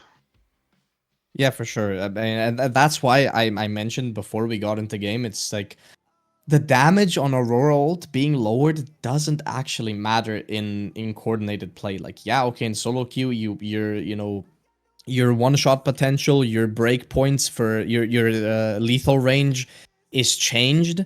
But in terms of competitive play, why would you care? You drop the ult and like you just stand there. There's like who cares, right? You just stand there, you drop your other abilities. It's not like you're playing for the Aurora ult damage necessarily more than you're playing for just the, as you mentioned, the utility, right? The space that it creates. Yeah, and if Leo Esports want to opt for a similar team comp again, which I don't think is the worst idea, I think they have to either opt for a stronger, more damaging top laner. The Aatrox is very powerful, but I feel like he was too squishy this game. I dislike the lethality build on him at the moment, especially in this sort of game. There's so much damage in the hands of INT Esports that in these team fights he dies so quickly. Either that carrot or they opt for a more aggressive, more damaging jungler. You know, if they had an AD bruiser with this Karma and with this Nami, maybe the weight of the game isn't all on Varus's shoulders and he can share the burden. Yeah, for sure, right? We see that in the damage graph as well, as you just mentioned. Varus does, yeah, okay, Varus did a lot of damage, right? 56k, but the rest of his team did effectively nothing, right? You see, the Jace did much less damage than this Varus, 47k, that's a 10k difference, but you can see the junglers, just the Maokai did 13k more than the Skarner. The Gwen did what, 17, 18k more than the Aatrox, right? It's just, it's I love that you mentioned it, right? It's all on Varus's shoulders, and I feel like Int just had a better distribution of all of their damage, and I think that's a factor of why Leo lost this game. Yeah, I love the Skarner pick. It's great for the ganks and the picks, but I feel like overall their team comp is just lacking. It's lacking a little bit of oomph. It's really lopsided, especially with how poorly the game went for the Aatrox. You know, in T-Sports they put a decent amount of resources into shutting down this Karma and shutting down this Aatrox, and it paid off really well for them. The virus is so strong, but in T-Sports they sort of just didn't care. Yeah, for sure. And looking into this next game, hopefully there's gonna be some interesting adaptations as we're waiting for the players to get into draft. So instead of permanently talking about the post game stats, we can over to uh, go over to the player comparison screen for now, just to maybe look at the champions a bit. Maybe theorize what they could have done differently. Maybe theorize what picks might be a bit better for both teams. Yeah, I was somewhat surprised to see them, the esports, opting into this game style because looking at their previous games they've played in SOL, they have been heavily favoring the AP junglers. But I think, as I keep saying, Kurt, I don't think it was the worst idea. I liked the execution, I liked the picks. I think a little bit more work and a little bit more team cohesion and a little bit more thought towards what INT Esports might do, and I could have seen them coming out on top for the next game card. I think for INT Esports, I wouldn't be surprised to see them going for very similar, like Forsland's Jace is it's a very powerful power pick, and giving over the Aurora, which is Cobbin's most played, is probably a mistake. I was quite surprised not to see Leo Esports pick it up for their own top laner Bjorn, who is also a big player of the champion. Maybe he was comfortable and confident that he had the counter pick for it prepared, but at the same time, what we did see on the draft card was INT Esports were able to navigate the draft so that they never gave up their flex until last pick, which is what you want to do on the red side, which means that Leo Esports were forced to pick two champions essentially blind. Yeah, really good draft adaptation here from INT Esports, right? It's hard sometimes, to to really leverage your counter picks in the draft. It's easy to mess up and reveal it too early. But I feel like Int just did such a good job. They had, I believe, two counter picks, right? The Maokai could have Mhm. went anywhere. The Aurora and the Jace could have been swapped around. So just really well played in terms of draft from the side of Int. But so like what I'm looking for here is maybe Leo doing the same thing on red side here. We have the teams swapped now, I believe. So it's gonna be Leo Esports here on the red side for this game. So what specifically would you want them to look for here? Maybe as an R5, do you think they have any specific counter picks here? Looking at the OPGGs. I think right now on Red Side Carrot, what we see often is similar to what INT Esports just did. You pick up strong champions on 1-2, with at least one of them being a powerful flex pick. Then you use your third pick to leverage a pick in either jungle or support or ADC. And what you have going forward is then a very powerful dynamic where the enemy are forced to essentially blind pick for multiple roles. And I will interrupt myself here, Kat. There is a question in chat about your beautiful graphics. Jazzle wants to know what the flowers mean. Yeah, the flowers are, it's not necessarily highest win rate or highest pick rate, but it's just a champion that's, something special for that player, right? So, if you have 10 games with 70% win rate, it's not that impactful. But when someone has like 500 games with a decent win rate, like Icy Rick on the Jinx, they're gonna be, emphasized. That champion is gonna be emphasized with the flowers. So, looking at the highest possible win rate and game play rate champions, it's it's gonna, light them up, I was thinking of maybe a fire, but it wouldn't really fit with the graphics. So, we see the Aurora 62 games. That's, a not negligible amount of games, and a 63% win rate is kind of crazy on that amount of games. So anytime, something stands out really heavily with the amount of games and the win rate, then it's gonna be lit up here with the flowers. Yep, and that is a beautiful explanation. We are just waiting to go into the draft for game two here. INT Esports coming into game two, very powerful, sitting at the top of the leaderboard. I believe that INT Esports, they are previous SOL winners. Ball, the support player playing for them at the time, I believe that was 2 years ago or last year. And they are very powerful players. I'm familiar with many of them myself. And I would love to see Leo Esports win a game here. We've streamed them before. They lost, unfortunately. They're one down here, and I want to see them win a game, Carrot. I'm friends with some of the people on INT. I like INT, but I don't want to see Leo Esports get beat while they're down. I want to see them go 1-5 rather than 0-6. Yeah, for sure. And I feel like they have all the tools to do it. I feel like that game was much better than what we saw from them last week or 2 weeks ago, I believe it was.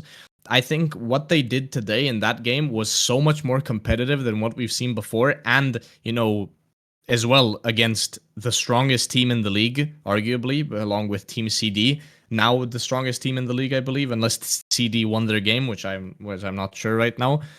They pulled off a pretty impressive performance, right? It was something. It was, a winnable game. It wasn't like they just fell over and died and just lost the game. They did a lot to fight back, and they almost took it. It was really close. So I feel like there's a really good chance they might be able to take game two. It just depends on what they're gonna do in terms of draft and just playing.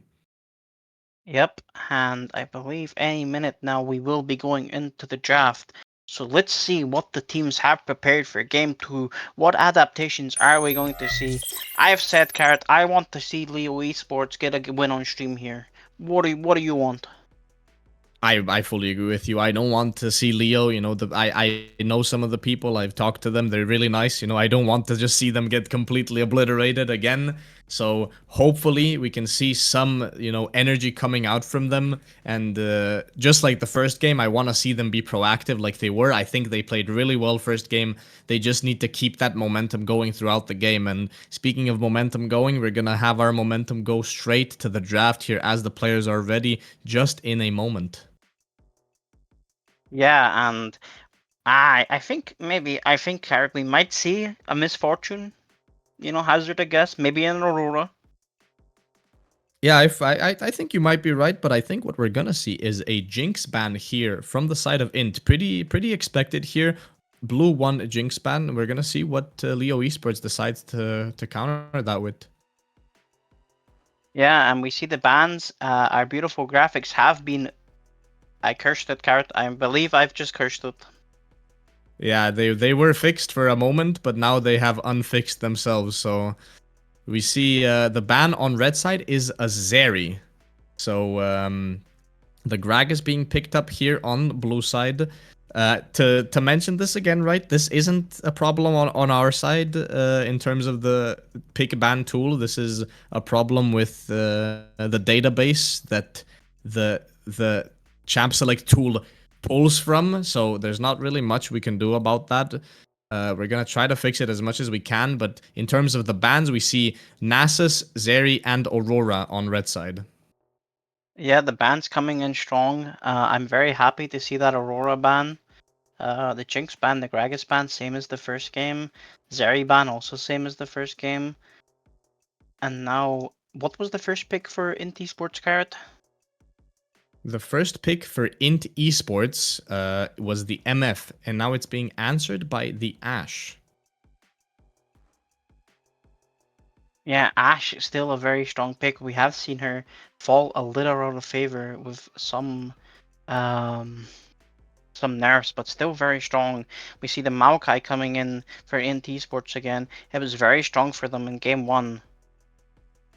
Yeah, for sure. And after that, Ash, we see a Sejuani pickup. Freljord going strong here. And then on the blue side, we see Maokai and now a Quirky hover that's going to be swapped by a Yone hover and then a pick for the side of INT Esports.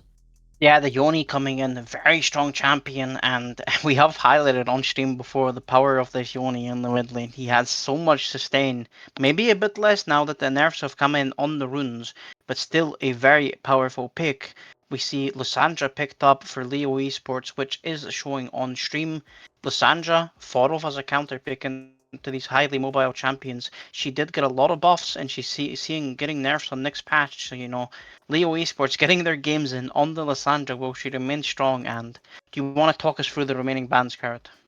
Yeah, just to keep everyone updated here. So, red side bans Zeri, Nasus, Aurora, and now the second two have been a Leona and a Maokai, since it seems like Leo Esports knows that INT Esports is looking for a support pick here. And then on blue side from INT Esports, Jinx, Gragas, Varus, first three, and then Aatrox, Olaf, banning out the solo laners in the top lane here. And in terms of picks, we see Lysandra on 3 for Leo, which we also see. Gnar picked on 4 here for Leo Esports, responded to by Aurel. And now Nodu is hovering some support champs, which I believe will not be getting picked in the end. Yeah, I'd be very surprised. I do like the Rel. I think it's a very good, strong champion at the moment, especially partnered, with these high damage champions like the Misfortune and like the Yoni. And now we see a little bit of a BM hover by Naoki. She's hovering the Fresh and then the Tarek. Now Nautilus. We know, as we saw in the first game, Nodu for INT Sports, big Fresh player. But now the final lock-in for Leo Esports will be this Milio. Interesting drafts here from both sides. I feel like, again, right? I feel like this draft is a bit more even. I feel like this draft actually, both of them have a lot of power here. So on red side, the Cassante Maokai, top lane just really strong. Nard is a bit of a counter pick into the Cassante, but still very, very playable. Maokai Sejuani, there's absolutely nothing to say about that. It's Maokai Sejuani. That's just what it is. Yone here in the mid lane for against the Lysandra. Both champions having a lot of merit here, but completely different play styles, right? The Lysandra wants to be in a team fight, locking someone down. Yone strong in team fights, but even stronger in the side lane. And speaking about the bot lanes, I feel like the Ashe Melio are pretty good into the Realm Misfortune. What do you think, Emily, about the draft Yeah, overall? I would be very happy to be playing either draft, to be honest, but I think this Emilio is very powerful, and I think the team comp here for Leo Esports, they have such strong pick potential and team fight potential with all this CC. However, at the same time, there is a little Finnish man in my head telling me, he's screaming at me, Card. He's telling me about the Mercs value, that in T-Sports they have Mercs value.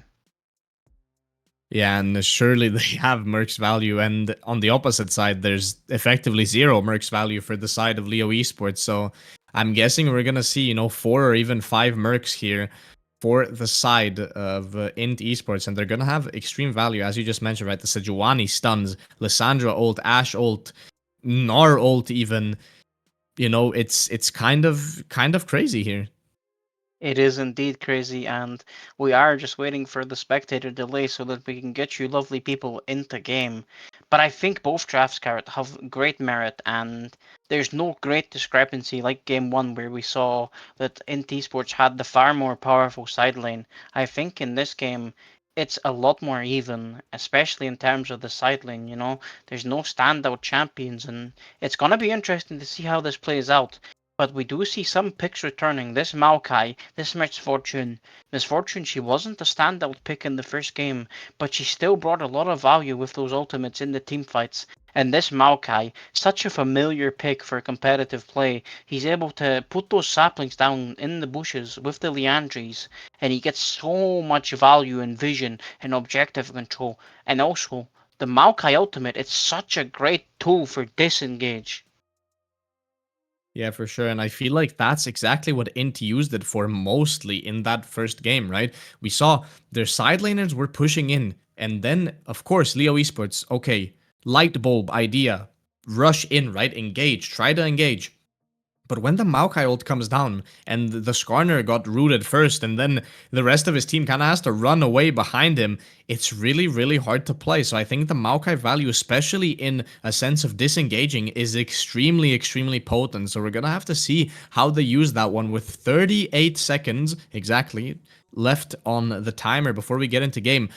What is your... Who are you voting for here, Emily? Like, let's say, Oh, gun to your head. Who do you put draft on? Who won the draft? gun to my head. If I turn off player names, I like Leo Esports. Yeah, and I think I would have to agree, right? I like it because I think the bot lane is... I might be a bit biased, but I think the bot lane, Melio, how it works in Terrell, MF, and just the Ashe, just that power of those two champions is going to be really, really hard to play. And the Lissandra value here into the Yone being a champion that can actually lock him down here, I feel like the playmaking is definitely, at least in the early game, more towards the side of... maybe a bit more towards the side of INT, but I feel like Leo has the tools to play around it. Yeah, definitely. And this Sejuani is a pick that we usually think of as Sejuani likes to farm and get level 6. And we do see Int Carrot here making a play that you're intimately familiar with. Yeah, I'm intimately familiar with this play when it's being done against me. I've experienced this quite many times here. So we see they're getting a lot of prior here in the bot side, and Leo Esports just going to be taking that 5 point here across the map.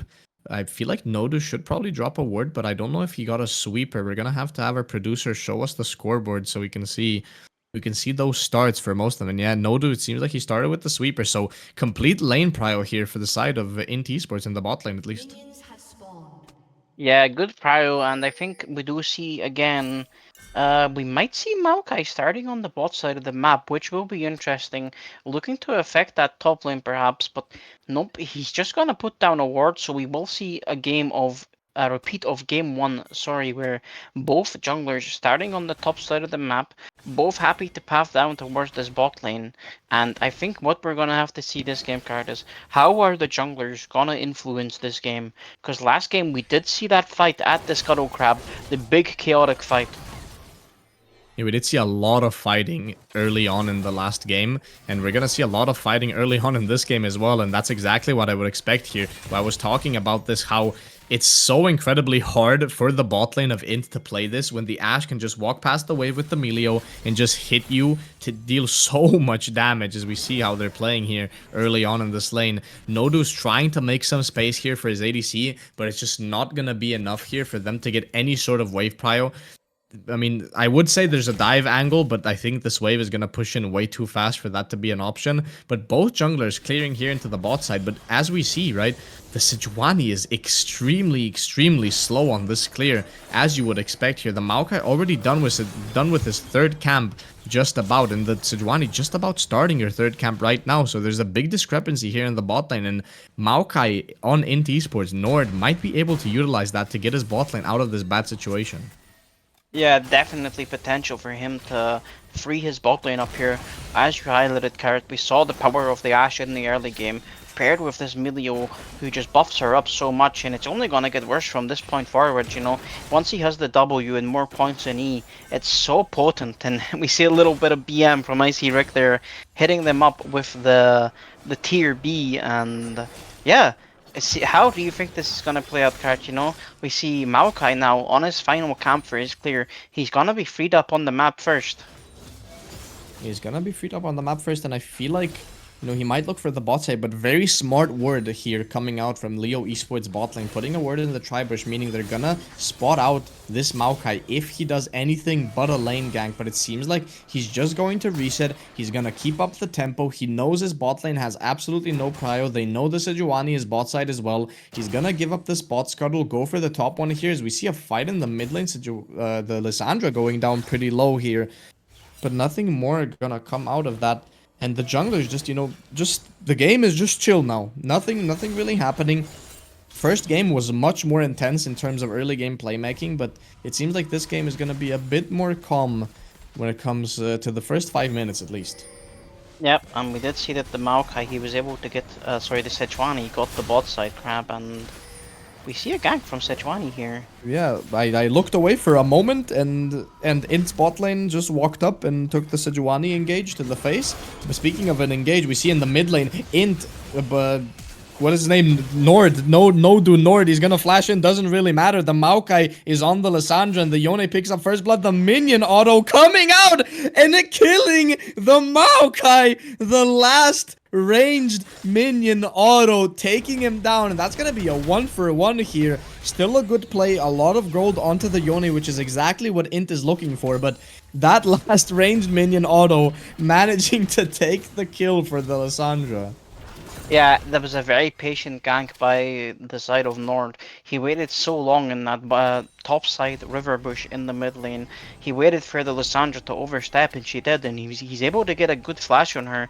Unfortunately, he does fall to the minion by tanking too many tower hits, and I think still you have to be happy with that result, you know. Lissandra's forced to burn flash and TP. She has the TP back to lane, you know.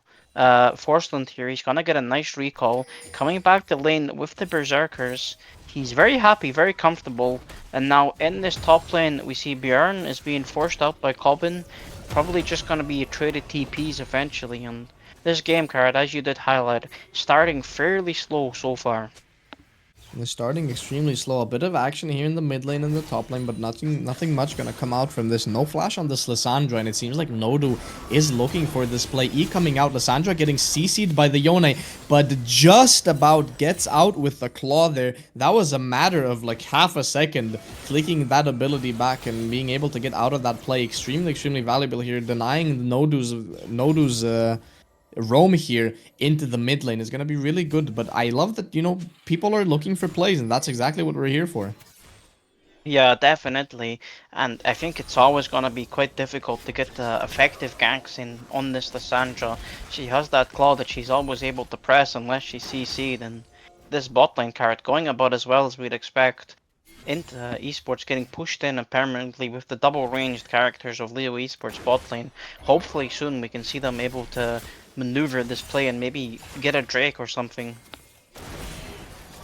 Yeah, and it seems like there's gonna be a play coming out here. Flash Q from the Rel onto the Ashe. Ashe has to flash away. She still has the barrier. Sejuani coming in here. No engage being possible onto the Ashe. She still has the barrier up. The Maokai not being able to engage just about yet. The Ashe is in the middle of 3 people. A lot of damage coming out here. The ADC, Icy Rick, being taken down in the end. Sejuani Q coming out. W into the Ice proc, taking it down the support from the side of INT Esports, and that's just gonna be a trade 1-for-1, but ADC down for the side of Leo. Yeah, the ADC does fall, unfortunately. Overstaying a little bit in that bot lane, perhaps. Over pushing. We did see the Sejuani. She started up the Drake, and you know, maybe it's a mistake that she's on the Drake while she knows that the Maokai could be bot side. It is a 1-for-1, which isn't the worst thing in the world, but now there's a dive. Oh, we missed the dive, unfortunately, we just but missed the dive. a flash play by Sejuani onto this Misfortune. Misfortune does fall, and now it's looking not so bad for Leo Esports, Carrot. Yeah, definitely. It was a big play here from the Sejuani, abusing the fact that the MF had to stay to catch that wave, greeding a bit there maybe. The Yone ulting in, both mid laners, level 7 here. Yone ult gets denied here by the Lissandra ult, just being a trade here. But again, this Yone is kind of just winning this lane. There's not enough damage from the Lissandra to make this play worth it. We see the Rel Hex flashing in here in the mid lane, but there's not going to be much coming out from that. The Melio anticipating that play on his mid laner here from the side of Nodu. Really good reads from both teams, I have to say. A lot of good reading of what the enemy jungler is going to do, what the enemy support is going to do, and, you know, it's just a game of counterplaying here, and I feel like Melio almost too late on that play in the bot side, but he's just gonna be there about in time to defend that dive. Grub's being taken here by the side of INT Esports, not gonna be answered by anything except for this dive. Not the dive, I'm lying. It's not a dive at all. It's a gank here in the top side. Sejuani ult being flashed away by the Cassante, and that's gonna be it from that play. Yeah, definitely. It's a good attempted play by the jungler. Antwer on the side of Leo Esports here. I like that they're being very proactive in this game, and it's shaping up not to be so bad for them here. They have to be careful in this bot lane here. I see Rick took a lot of damage earlier. He still hasn't healed it up, and with this wave slow pushing into the side of INT Esports, it could be dangerous. This Maokai is pathing down, and he'll get there eventually. And you have to imagine that, you know, Leo Esports are gonna want to fix their wave. Yeah, you would have to think there's gonna be some action here in the bot side. The Yone moving down the river with his mid lane prio. The Rel just removing that ward from the side of Leo Esports bot lane, just making the map a bit more dark. They don't know where the jungler is, but I feel like both teams are kind of anticipating based on the clear that both of the junglers are bot side here. Maokai being spotted out, Sejuani not as of yet, but the clear again so much slower for the Sejuani that in the bot lane, the ult cancel from the Ashe onto the MF immediately cancels the MF ult and means that Ashe is not going to go down there. A lot of damage being traded back onto the bot lane of INT Esports, but 4 people here in the bot side, a lot of action again, but nothing's really going to come of it. Yeah, it's ultimates traded. Ashe uses ult, MF uses ult. Ashe is forced to burn the barrier, but MF is forced to burn the cleanse in return, so it is just a very even trade across the board. Yeah, and it seems like more trading is coming out here in the bot side. Sejuani going in here, trading onto the jungler of INT Esports, but Flash W from Nord onto Icy Rick, absolutely one-shotting him here, and that's going to be the Melio going down as well. Sejuani taking the ADC from INT Esports down before he's probably going to go down himself. Maybe they're trying to give this kill over to the Yone, which they will successfully. 400 gold over to the Yone. A lot of gold traded here, but overall, in the end, INT Esports on top. Yep, that's a 3-for-1 in terms of INT Esports coming out on top here. They do have a little bit of a gold lead, not too much, but we have to do highlight Carrot where the gold is sitting. For INT Esports, all of the gold is in the pockets of this Yone and this Misfortune, while on the side of Leo Esports, this Sejuani is unfortunately sitting on a lot of gold. Yeah, definitely a bit of an issue. That's sometimes, you know, teams just have this problem of their member that shouldn't be taking kills, unfortunately getting all of the kills. I doubt that it's by their own, you know, wishes. It's just how the game is going, and I love that you mentioned that, right? The game is effectively even, but the gold is definitely in the completely wrong spots here. We're seeing Nodu maybe looking to try to do something. He's just kind of chilling over the wall, but Drake is going to be taken here by the side of Leo Esports. Similar to last game, they're going to be playing early for the Drakes, and that's exactly what they're doing here, trading the objectives on the other side of the map. Though a bit of a trade coming out here from the Cassante, being CC'd up by this Nord. A lot of damage taken, but the Maokai is on Cassante's side of the map. TP being available as well means that this is probably going to be a relatively big fight for this second grub spawn. Yeah, just while we have a moment of downtime, I really want to highlight Nord here on this Maokai. His positioning, but also his decision making is just so sublime.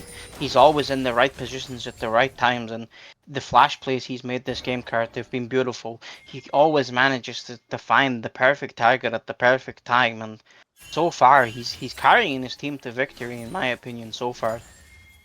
Yeah, for sure. A lot of good plays here from Nord. He has 100% kill participation in this game, taking down, you know, first grub spawn. He's on second grub spawn as well. The only objective that he's lost is the first Drake in this game. And remember last game, right? All of those smites going over to him. The important smites at the end of the game. Everything was on his side. And now the 6 grubs here for the side of INT Esports is going to be so extremely powerful. As you see a lot of fighting here in the mid lane. The Yone actually getting caught by the Lissandra ult, but the Sejuani takes the kill again. Both the jungler and the support from INT Esports in this play now. The Lissandra takes a lot of damage and is going to go down to Nord on that Maokai. Melio is back in the play here, but it seems like the disengage is gonna be just about enough to get his jungler out of that bad play. But the Yone gets taken down, but the Lissandra taken down in trade. Yep, we see the power of the CC overlap there with the Lissandra, with the Sejuani, and then it flips on its head and we see the power of the CC from INT Esports, the Maokai, the Rel together. And that's what the name of this game is, card. Both teams, they have so much CC power, and if you overstep, you overstay. It's so easy to get picked off, and that's what we see happening in this game. Yeah, for sure, that's exactly what we see happening in this game. And speaking of CC as well, we see 2 Mercs already built on the side of INT Esports. 3rd Mercs, I believe, coming out here for Cobbin on that Cassante. MF not actually opting for those Mercs, but that's, you know, relatively understandable. If you get CC'd, you're dead on ADC, so she's opting for the Swifties to be able to dodge those spells instead. And now we're seeing a big setup for a fight here in the top side. We see the Rel is kind of out of position here, being taken down by the Sejuani again. Sejuani, I believe she's at 5 kills now already, but this is gonna be INT Esports having to give over this objectives most likely. Yep, 5 kills indeed for Antwer, the jungler for Leo Esports. It's not the worst thing in the world. You'd rather have 5 kills on Sejuani than 5 kills on no one, but you would much rather have it on your carries. And as we already highlighted, we can see the discrepancy coming in with the items. Yoni has Boots plus Bork, while Lissandra is sitting on Malignance. While you're talking about that, it seems like the Maokai is gonna just go down in that fight. A bit of a collapse coming out here from Leo. You know, blink and you miss it, and he goes down immediately. So that's gonna be Herald over to the side of Leo, evening up the game a bit. Gold advantage is on the side of Leo Esports for now, but objectives, you know, still more I mean, now the objective play is actually even, right? There's 2 objectives per team. For now, a bit of trading here in the bot side from Icy Rick, but he might be susceptible to a dive right now. The Melio is coming over, the Rel just jumping over and ulting, but it's not going to be enough damage. The Rel taking a lot of damage back now. Ult from the Ashe going down. The Rel needs to flash away from all of that. The Melio in the right place at the right time to make sure his ADC doesn't die there. Yep, that is a exchange of summoner spells and ultimate cooldowns from both sides. Both teams, nobody falling, and a quick piece of trivia about this ult game in the mid lane from the Yone, almost taking down the Lissandra. She has to answer with her own ultimate, but it's not going to be enough. The Yone Q3 being stacked up there and taking her down. Sorry for interrupting you, but damn, the Yone just 1v1 solo bolo in the mid lane. Huge solo bolo coming in for Forsland. Yoni, a very powerful champion for him. And the little piece of trivia that I was about to give card is slightly lessened now, because I was about to say that the lead that we currently see for Leo Esports is larger than we ever saw in the first game. I mean, that's very nice to hear. I mean, that's exactly what we wanted though, right? It's something, some life from Leo. They showed it in the first game, some life in the first game, but now it seems like they're even more on a roll, right? The mid lane solo bolo, while it matters, it doesn't matter that much, but it seems like there's gonna be a collapse coming down here from the side of INT. Cassante TPing in, Lissandra walking top to get that wave. She doesn't want the TP in because that's gonna be a huge wave lost in the top side, but the TP actually coming in here in the middle of the fight. The Maokai ult coming in, engage onto the Lissandra, but Lissandra has ult up, and that's gonna be a lot of damage just removed from the side of INT. Gnar ult, huge, hitting 3 people into the wall, and that's gonna be 3 players of INT going down. Cassante trading 1 kill back onto the Ashe. The Sejuani chasing down this MF, using the Q to push her back into her team. MF has to flash away. The Cassante is still fighting on the other side of the play here, but the Gnar just walking away for a second. There might be losing that kill off that click back, but the Sejuani is just a bit too fast, taking down another kill for the Sejuani. 7 overall. Drake goes over to INT, but the play and the gold goes over to Leo. Yep, that is a 4-for-1 in favor of Leo Esports, coming out on top with 4 kills. Unfortunately, more of them going down onto the Sejuani, and you know, maybe we're wrong, card. Maybe she'll carry this game. Sejuani carry, big engage coming in here from the Rel on the overextended mid jungle, or actually mid support from the side of Leo Esports. Lissandra ult coming down, but it's gonna be Fernand here, taken down by the Maokai in the end. Yep, and we do see Sejuani taking her recall. She is the first person in the game to second item, of course, with those 7 kills. She has the Zeke's convergence. Whoa, big ult from MF in the mid lane, but it's just about not gonna be enough. Blink and you miss it again. Such a weird play here. I mean, I guess it makes sense, right? The top laner from Leo here in the top lane pushing that wave. And that just means that apparently INT is gonna look for a play here in the mid lane. And they managed to get a bit of an engage here on the bot lane. MF ult comes down, but it's just not enough damage to take them down in the end. Yeah, we see INT Esports, you know, they're not happy to be behind. They're trying to claw their way back to victory, back to being in charge of this game. It's not quite working for them so far, and we're gonna have to see how it's gonna play out. Sorry, I'm lost for words myself here, Kat. What I was trying to say is that we will see the Drake spawning in around about 3 minutes, and it will be second Drake for both teams, and I believe it is going to be a Clown Soul. So maybe INT Esports, you know, little clown on their logo, a little clown soul for them. Maybe they'd enjoy that.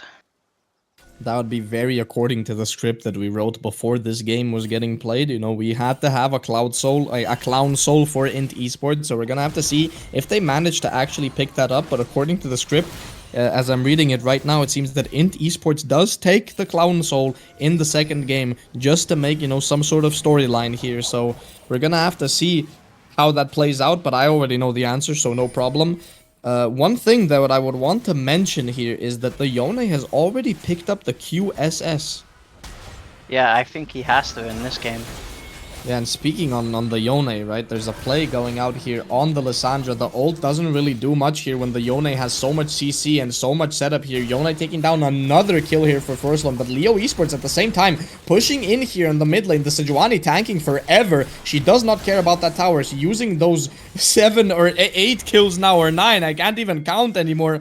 Using them extremely well here as the Cassante is collapsing. The Melio is getting caught here by the flash from Nord. The Maokai flashing onto the Melio, maybe even taking him down. We don't see that part of the fight right now as of yet. The ult coming down for the Maokai, we see it across the screen, but the Melio is surviving. But there's another play here in the bot side. I see Rick being kind of caught out here, but he has an 8 kill Sejuani Thanos mode here in the bot lane. A lot of CC coming out of this Yone. Ult being used, but not being good enough to take down Icy Rick. The Sejuani can tank forever. Managing to flash out here. Q should be up extremely soon. Manages to get out. The Naris here to disengage. Almost getting hit by that Q3 from Cassante, but that's gonna be it for the inside of the play. But it seems like Leo wants more now. Q coming in from the Gnar. Damage reduction being really useful here for the Cassante. Ult coming out from the Gnar, missing completely, but the Yone now is probably gonna get caught by all of the CC. Flash coming out, but it's not gonna be enough. Just about going down. The Sejuani really utilizing that Warmog's armor there, tanking so many towers and all of those plays, and then just regenning the HP back, and that's gonna be the end of the play. Overall, extremely good for Leo Esports. Yeah, that is a huge play. We saw the play start when INT Esports, they went for a 2-for-1 play in the bot lane. Leo Esports, in exchange, pushed in the mid lane. They got a dive on the Misfortune. They got to hit the tower. And then Operation Saving Private Antwerp began. The Sejuani, with this huge shutdown, he can't fall. He can't give that up.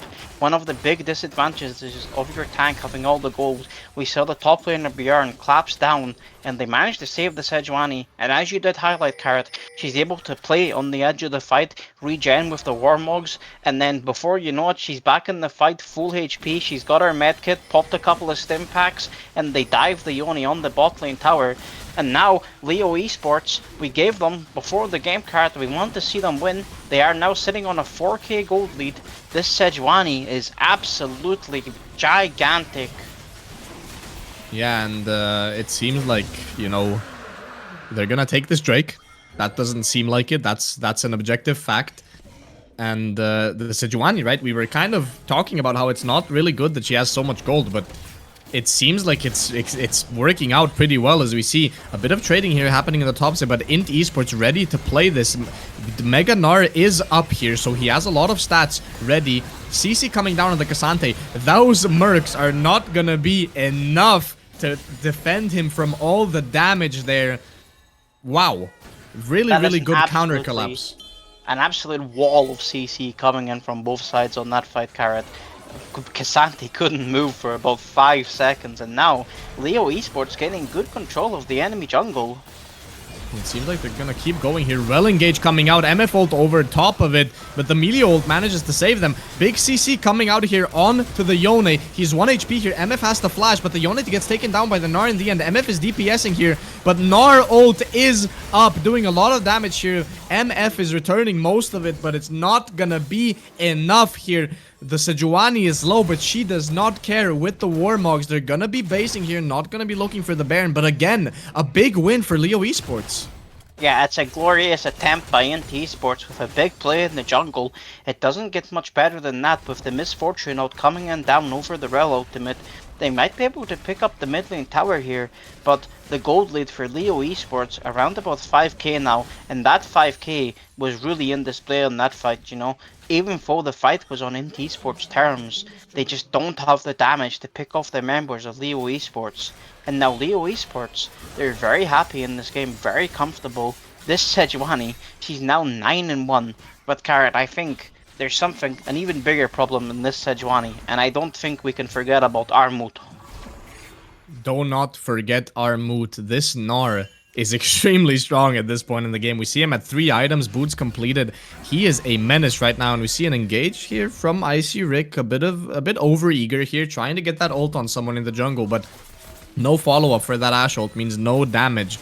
It does no damage almost in of itself, so just using that, you know, maybe looking. I like that Leo are looking though, so it's looking pretty good for them here, and I feel like INT should just be looking for side laning, as they are right now. We see the Cassandra here on the bot side. Leo Esports are starting up this Baron. They get spotted out, so INT Esports now knows that this is happening. TP coming in, and I feel like this is where Leo just has to disengage, but it seems like they're gonna keep trying to fight it. There's so many tanks here on the side of Leo. They don't care about the Baron damage, and they're just gonna keep tanking it and try to fight it. We see Nodu being spotted out here on the side lane, on the flank. The engage comes out from the Rel, but it's not gonna be enough, and the big Yone engage here on the back line of Leo Esports. MF ult on top, and that's going to be everyone from Leo being taken down. 3 people, main carry, Lissandra and Armut only left alive here, and that's probably going to just be Baron for the side of INT Esports. Disaster strikes for Leo Esports. They were so comfortable. We were cheering for them, Carl. We were hoping they were going to win this game and claw their way back up the league table, but it's now looking very shaky for them. They lose that fight, they lose the Baron, they lose shutdowns. This Sejuani gave up her 600 gold shutdown, and now INT Esports, they've kept their cool this game. They've played to their team comp strength, and now they are once again back in control of this series. The 5k gold lead that previously existed for Leo Esports has shrunk. It's only about 600 gold now. The next Drake will be spawning in around about 2.5 minutes, and Inter once again. This series is in their control, Carrot, and it's looking a bit like a repeat of the first game. Yeah, for sure. Looking a bit like a repeat. I like that you mentioned that. It was, you know, Leo Esports in the early part of the game looking pretty good, but then just kind of faltering here to INT in one specific play here. The Ashe couldn't even get the flash off in the previous fight, as it seems. She still has that summoner spell up. And it's just a big engage here from the Yone. They thought that they were fine after taking so much damage off on the Rel. But speaking of fine, this Cassante seems to be fine as well, just getting out there. The Mercs value still coming out, doing a lot of work here for the Cassante, as we see Leo Esports here pushing into the jungle, trying to fight off INT Esports' push. But the Yone in the bot side is just taking that tower with the minion damage. Yeah, Forceland, we always see him in the side lane. We saw it on the Jace, and now the Yone. We do have a pause coming in, and if we have any information on it, we'll get it to you as soon as possible. But as I was saying, Carrot, we have a pause. We're going to analyze slightly with this freeze frame. This Yone, Forceland, he's always in the side lane. He is a side lane demon. He's always pushing the waves. The wave states for INT Esports, they're always good because of their side laners, and that is a fact that can't be negated, it can't be mitigated. It's so important in competitive League of Legends to have good wave states. Yeah, for sure, and just the side lane power of all of the champions here on the side of INT is, as you said, not to be understated. Just some info on the pause. I believe the top laner from Leo his headset died. So that's why we're pausing as of right now, waiting for him to reconnect that headset so they can get back into the game, so he can communicate with his team. But yeah, right, the communication is going to be extremely important here when INT has as strong side lanes as they do. Yeah, and you have to imagine that INT Esports, they're gonna be very happy with the situation that they find themselves in currently. They're pushing in. Leo Esports were trying to go for the play along the side here on the left-hand side of the screen, but now they've been forced back together. And the play that we see on our screen right now, honestly, looks disastrous for Leo Esports. If INT Esports look for the engage here, they have the Maokai ult, they have the Rel ultimate, and if that comes down, I'm not sure that Leo Esports are able to get out of this alive. Yeah, for sure, right? It's really hard to approach this fight, as you just mentioned, right? They have to be extremely careful. The MF, you can see the positioning already, right? These players are really good at the game, right? They're really high elo. You can see they're already positioning in a perfect way to stop this fight from being good for Leo Esports. We see the MF is already positioning in such a way that she can get the ult down even at max range and still be relatively safe for NECC to cancel that. We see the Rel is already sprinting there to just flash ult. I mean, right now she's in engage range already. Yes, she's already Flash in W engage ult. streams. Flash W ult, and it's lights out for Leo Esports. Yeah, lights out for Leo Esports indeed, but we're gonna have to see what they do about that. They could cancel, if the Melio manages to get a good Q off, he might be able to cancel the entire engage, but you know, you never know what's gonna actually happen at the end, so we're gonna have to see. The game is being unpaused right now, so we're gonna see immediately what's gonna happen here. I think we need to wait a bit for the delay to kick in again, because the delay has been shortened quite a bit here with the pause. So we're gonna have to see how many seconds we have to wait. Apparently, it's quite a while. Yeah. Yeah, and I think Oh, we're back in the game. Yep, no engage, unfortunately. And I think worth highlighting here, Karat, is that Gnar is in a cooldown period for his Rage Bar, and he's not able to get Hyper for a little while now. Yeah, no hyper for Gnar, no rage means no champion basically in terms of you know, what Gnar can do. So a bit of a fight here happening in the jungle. We have a bit of a lag spike, but this is normal after pauses, so you know, don't worry, stick with us. Push coming in here from the side of INT. Of course, you know, they have the Baron, they can get the push pretty easily. No one really doing much here except for, you know, just holding the jungle, so Leo Esports can't walk in here. The Drake, you know, you would assume that INT takes it here. Nord does have flash, right? And he has been really on point with his flash play, so we have to keep that in mind. We see that INT is a bit caught out here. We don't take the claw, apparently. The Lissandra doesn't take the claw, and the Gnar is just jumping in and taking all of that damage from the MF. Flash engage on the Rel here, going for the backline. Ashe going down immediately. Melio soon to follow, and that's gonna be a triple kill for the MF here. Sejuani taking down that mid wave, or at least as much as she possibly can, trying to survive as long as possible, and it seems like this could be game over. Definitely could be, but I think most likely what we're gonna see here is INT pushing in 2 lanes at once. They're probably gonna get perhaps double inhib, if not 1 inhib and an inner turret here, and that's gonna be so much gold going towards INT Esports now. Maokai at the same time is picking up the Drake. That is the second Drake for them. It will be the Cloud Drake, as we highlighted earlier. INT Esports, though, they respect the power of the Lissandra collapsing on them while they're low HP. They do back off. They do get 2 inner towers plus the Drake, plus they won the team fight. They're now 3k gold ahead going into 30 minutes in this game, back in their control. They're very comfortable, very happy. They say they've clawed their way back 9,000 gold carat. Earlier, they were behind 5k, now they're up 3k. Yeah, and it's very impressive, and I feel like INT just keeps doing this. Every game we watch of INT, it's just, we've watched, what, 4? This is the 4th game we're watching. Every game, they're either ahead or they get ahead later on in the game, right? There's a reason they're at the top of the standings right now as strongly as they are, so you know, obviously props to them, but I still feel like Leo has a chance to win this game. They still have pretty good tools here, but the Yone is at 3 items, 100% crit, so he's gonna be a bit of a problem, but I still believe in Leo. I don't think this game is over. I think they still have pretty good tools to you know, fight with, to not let INT Esports just take the game. Yeah, definitely. They're not down and out, but it's gonna be very hard, especially with so much of their gold being on this Sejuani. Yeah, and the Sejuani, speaking of her gold, she's here deep in the fight, getting ulted out by the Cassante, taking a lot of damage, but managing to get out just about with the flash. Melee ult coming out here.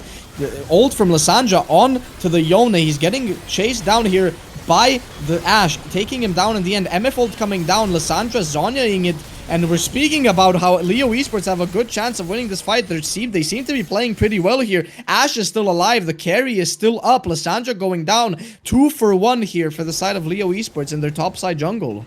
Yeah, that is a very beneficial trade for them at the moment. Lissandra starts it off with a good pick, but just beautiful spacing and kiting by Icy Rick there. He's able to weave in and out of the jungle there with the Cassantes chasing him. He changes targets. He W's over the wall to apply the slow. It's beautifully played. Yeah, beautifully played here from the side of Leo Esports. They're playing slowly and methodically in that fight. You know, a lot of the gold on that Sejuani still seeming to be pretty strong here. So, you know, manages to survive a lot of that damage, a lot of the burst from INT Esports, and in the end, you know, the Yone ran out of tools to get on the backline, and the Ashe just managing to run him down here. Item completions coming in. We see 4th item here on the Nor. I believe he already had that, or he just finished it. You know, the Sejuani just about finished 4th item here. 3 on the mid laner and 3 on the Ashe as well. 1 item behind the enemy ADC though, but I think the reset here might net her a full item, or at least half. You know, the game is relatively even here. You have a 2k gold difference about, and it doesn't really matter as much at this point in the game, the gold difference. And one thing I do like here, Carrot, is that the top laner and the jungler for Leo Esports, they're using their gold on items that benefit their team. The Randuin slow, the Knight's Vow that is on the Ashe currently, I believe, the Zeke's Convergence providing that AoE slow, the Frozen Heart with the AoE attack speed slow, and now INT Esports are being run down. Yeah, Leo Esports collapsing on them here in their top side jungle here on the other side of that top side fight that we were just looking at before. But we see another collapse here from the support and mid laner from INT. At the same time, the Cassante is pushing in bot side, so they're gonna have to be careful of that. They have 6 grubs, so this Cassante damage is not gonna be understated here in the bot side. The Maokai just about getting out here with the phase rush. Big double ult, triple ult in fact. Coming down, taking down only the Lissandra though. A lot of damage here from the Nor, from Armut over onto this MF. It's not going to be enough though. The MF DPSing back. Cassante TPing in and managing to take down the Ashe in the end. The slow from the MF almost saving her in the end, but that's going to be a 2v3 here, and these last 2 alive for the side of Leo are not gonna be enough to take down anyone from INT Esports, and that's just gonna be a big push here, maybe taking down 2 tier 3s at the end. Yeah, and the way that team fight played out, Carrot, it was very similar to some of the fights we saw in the first game. Leo Esports take a commanding position, but INT Esports, they're able to maneuver the map so effectively and so well that they're able to essentially sever the enemy team comp and split them up. And when these team comps, these Leo Esports team comps, they want to be together, they have a cohesive 5-man, INT Esports just say no, they split them up. We saw the Ashe split up from the rest of her team towards the top side here, while the Nara and the Sejuani were chasing kills off on the bot side, and it's disastrous. The outcome is that they lose the inhib now. INT Esports taking their research, spending their gold, there's still 4k gold up here, and it looks like they're gonna open back onto the map. They're gonna play for this Drake, maybe this Baron. Yeah, for sure. They're playing for this Drake, apparently. At least Leo Esports is looking for this Drake. W from Ashe on the Drake. It seems like they're gonna leave the Ashe in the bot side to do the Drake alone, but the Baron is being started, so they're gonna have to move some people up here. I don't know if Leo know that this is happening. They know now when the Sejuani walks in. The Ashe stopping the Drake and walking over, but I think INT Esports just knows this. The Cassante fighting the Nora here. It's gonna be a lot of damage coming out. The big ult combo from the side of INT Esports. Yone ult over the Rel ult, over the MF ult, but it seems like the damage just was not enough at all. And the Yone goes down, the Ashe goes down in the end to the Cassante, doing so much damage. But it seems like it's gonna be the Cassante going down, you would hope here. At the same time, there's a fight here in the top side. Cassante going down on the other screen, as we see a lot of fighting here in the top side as well. Lissandra coming in, W from the Maokai, Q missing, MF is still alive, and they're gonna be walking away from this fight. It seems like Leo Esports, they're going around here back to fight, but I think this MF is too strong. When you're that low, she's just gonna one-shot everyone, and overall, the fight goes towards the side of Leo Esports that I think they secured the Baron as well. I believe they did secure the Baron. The jungler Antwer making up for the smites that he missed earlier. He gets the secure smite on this one. They win the fight 3-1, and now the game is once again even. But in Carrot, in that fight, I want to highlight the power of Cobbin on this Cassante. The champion fails to ever be shifted from the meta, and we see him, he's there 1v3, 1v4, 1v2, he just doesn't care. He picks off the ADC for Leo Esports, Icy Rick, and that's a bad outcome, you know? They are out on top from this fight, but if team fights keep playing out like that, they keep losing their carries, you know? It's very easy for them to lose a team fight and then lose the game. Yeah, definitely. It's a very close game, right? Right now, it's anyone's game. We see item completions coming out on every single champion. The Ashe is getting close to what I believe will be the IE in the end. 4 items becoming 5 here onto the Gnar. Last item finished on the Sejuani being the Locket. So a lot of defense here on the side of Leo Esports. But at the same time, item completions on the side of INT. We see Yone, 4th item, Mercurial Scimitar being built here. MF has been on 4 items for a while now. Mercurial Scimitar coming out as well soon. And we see a bit of an engage here coming in from the side of INT Esports on to Leo.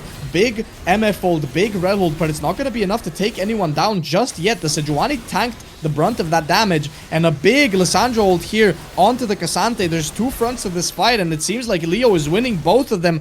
Damage coming out here onto the Cassante is being slowed, and the flash W from the Lissandra taking him down in the end, and it seems like Leo just does not want to give this game. Yeah, definitely. Leo Esports, they don't want to stay down. They fought back in the first game, and their fight back in the second game here is even more prominent. They're in a very strong position. The Cassante's dead while everyone for Leo Esports is alive. The Lissandra is going to walk bot lane. There is a lot of standing gold for them to pick up on towers. A lot of standing gold, as you mentioned. They can get a big lead here, but at the same time, the gold doesn't matter that much anymore. You know, you get this IE completion on the Ashe, and last item, you know, it's just a bit of a topper there for the build, but, you know, overall, I feel like gold is just meaning less and less as we get into this game. And it seems like Leo Esports are using their gold a bit more effectively in this game. We see a lot of value coming out from this Sejuani with all of those tanky stats here. But INT Esports pushing in the mid lane right now. Leo has to respect this, but you know that push not gonna be netting too much here for INT. Yeah, I have to agree with that one, Carrot. Leo Esports, they're sort of neutralizing the game state at the moment. INT Esports once again doing a good job to push in waves. Lissandra for the side of Leo Esports pushed in the bot lane wave. Doing very well to get it pushed in. Their Baron will be timing out quite soon, but they are sitting on the soul point. It seems like they're on the soul point of the Clown Soul, and it seems like my script, it maybe isn't getting followed as it should, so the PayPal might have to be retracted from both of these teams after the game. We're gonna have to see what they decide to do in the end, if they're gonna listen to the contract or not. But yeah, soul point here for the side of Leo Esports. We're gonna have to see if they decide to go for it, right? It's still just a Cloud Soul. Yes, you know, it's good, but if you have the option on the other side to end the game, you would definitely go for that over the Soul, and maybe just leave it there.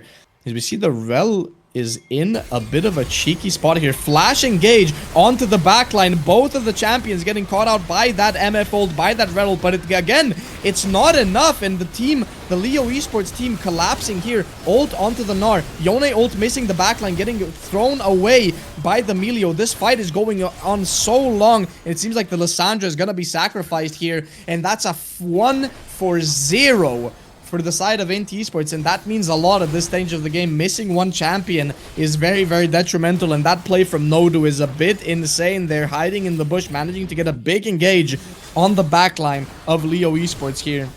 Pushing in on the Nexus, but deciding to not go for it at all in the end. They're gonna push the tier 3 in the bot lane, and then they're gonna go for the inhib, and it seems like they're gonna walk away now with the respawn soon to be coming in. The Gnar is seeming to kind of being chasing them down a bit, but the Q misses and the slow is not going to be enough. Hex Flash being charged. Engage from Nodu almost looking good. Maokai ult coming out as well, and that's just going to be a disengage ultimate for now. INT Esports trying to get out, but they're being chased down here. Ashe ult coming out, instantly cleansed from Omni, and I think that's just going to have to be the end of that play as I say that for the 18th time, but I think this time I'm going to be right. Leo Esports doing a good job of chasing INT Esports down and not letting them get their recalls off. The play is still ongoing. The Maokai might be caught out.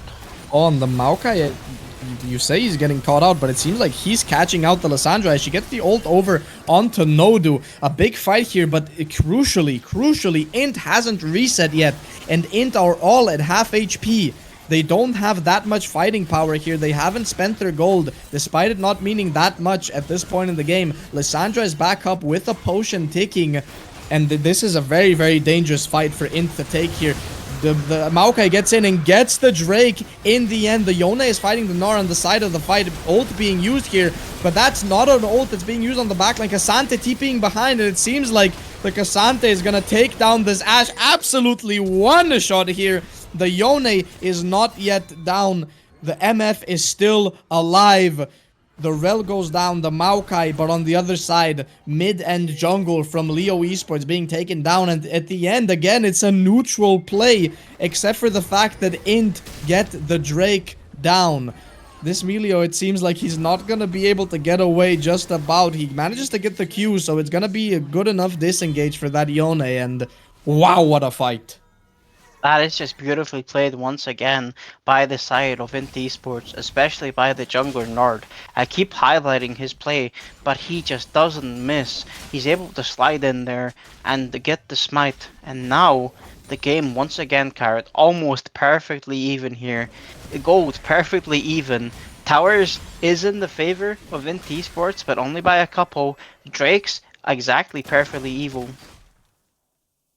Yeah, the Drake's absolutely even. The only difference is an Infernal Drake versus a Mountain Drake, and now the Baron is the main objective as of right now. Full builds on most players in this game.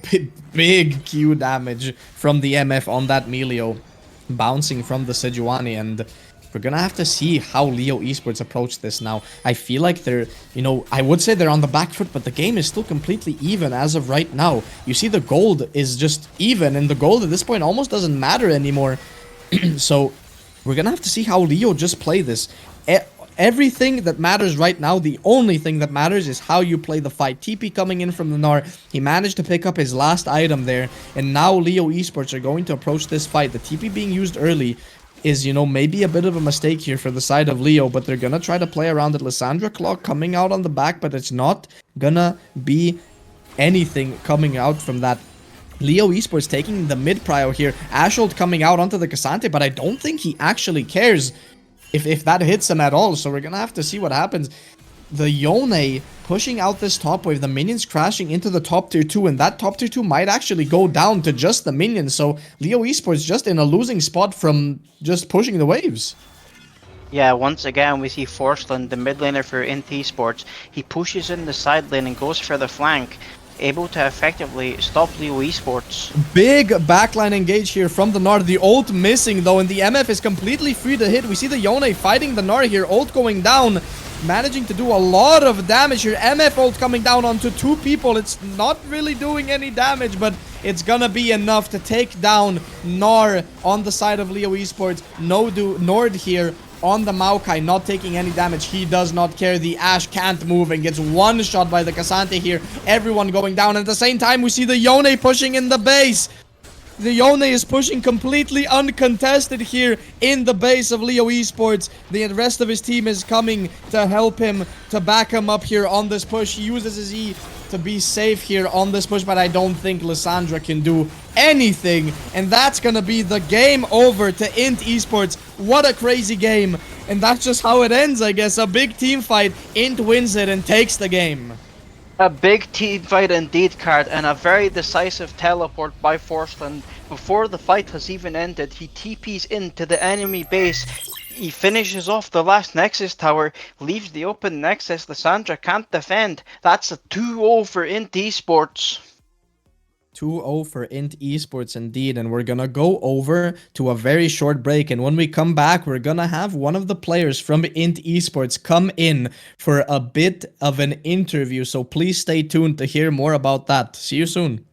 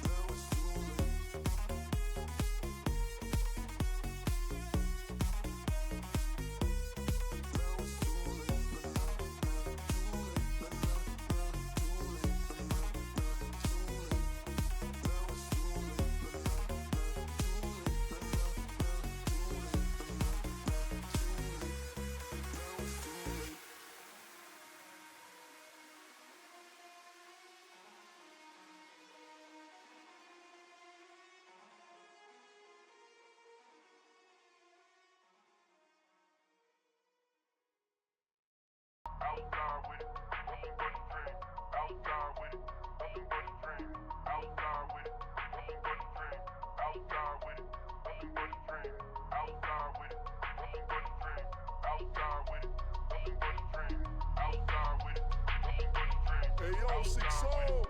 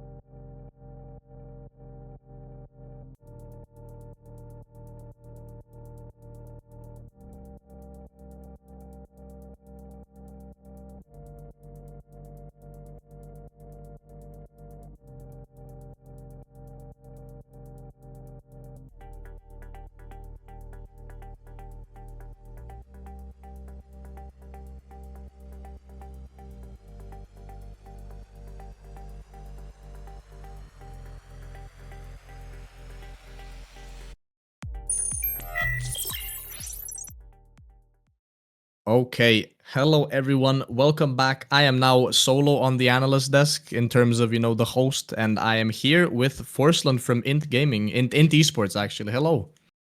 Hello there, hello there.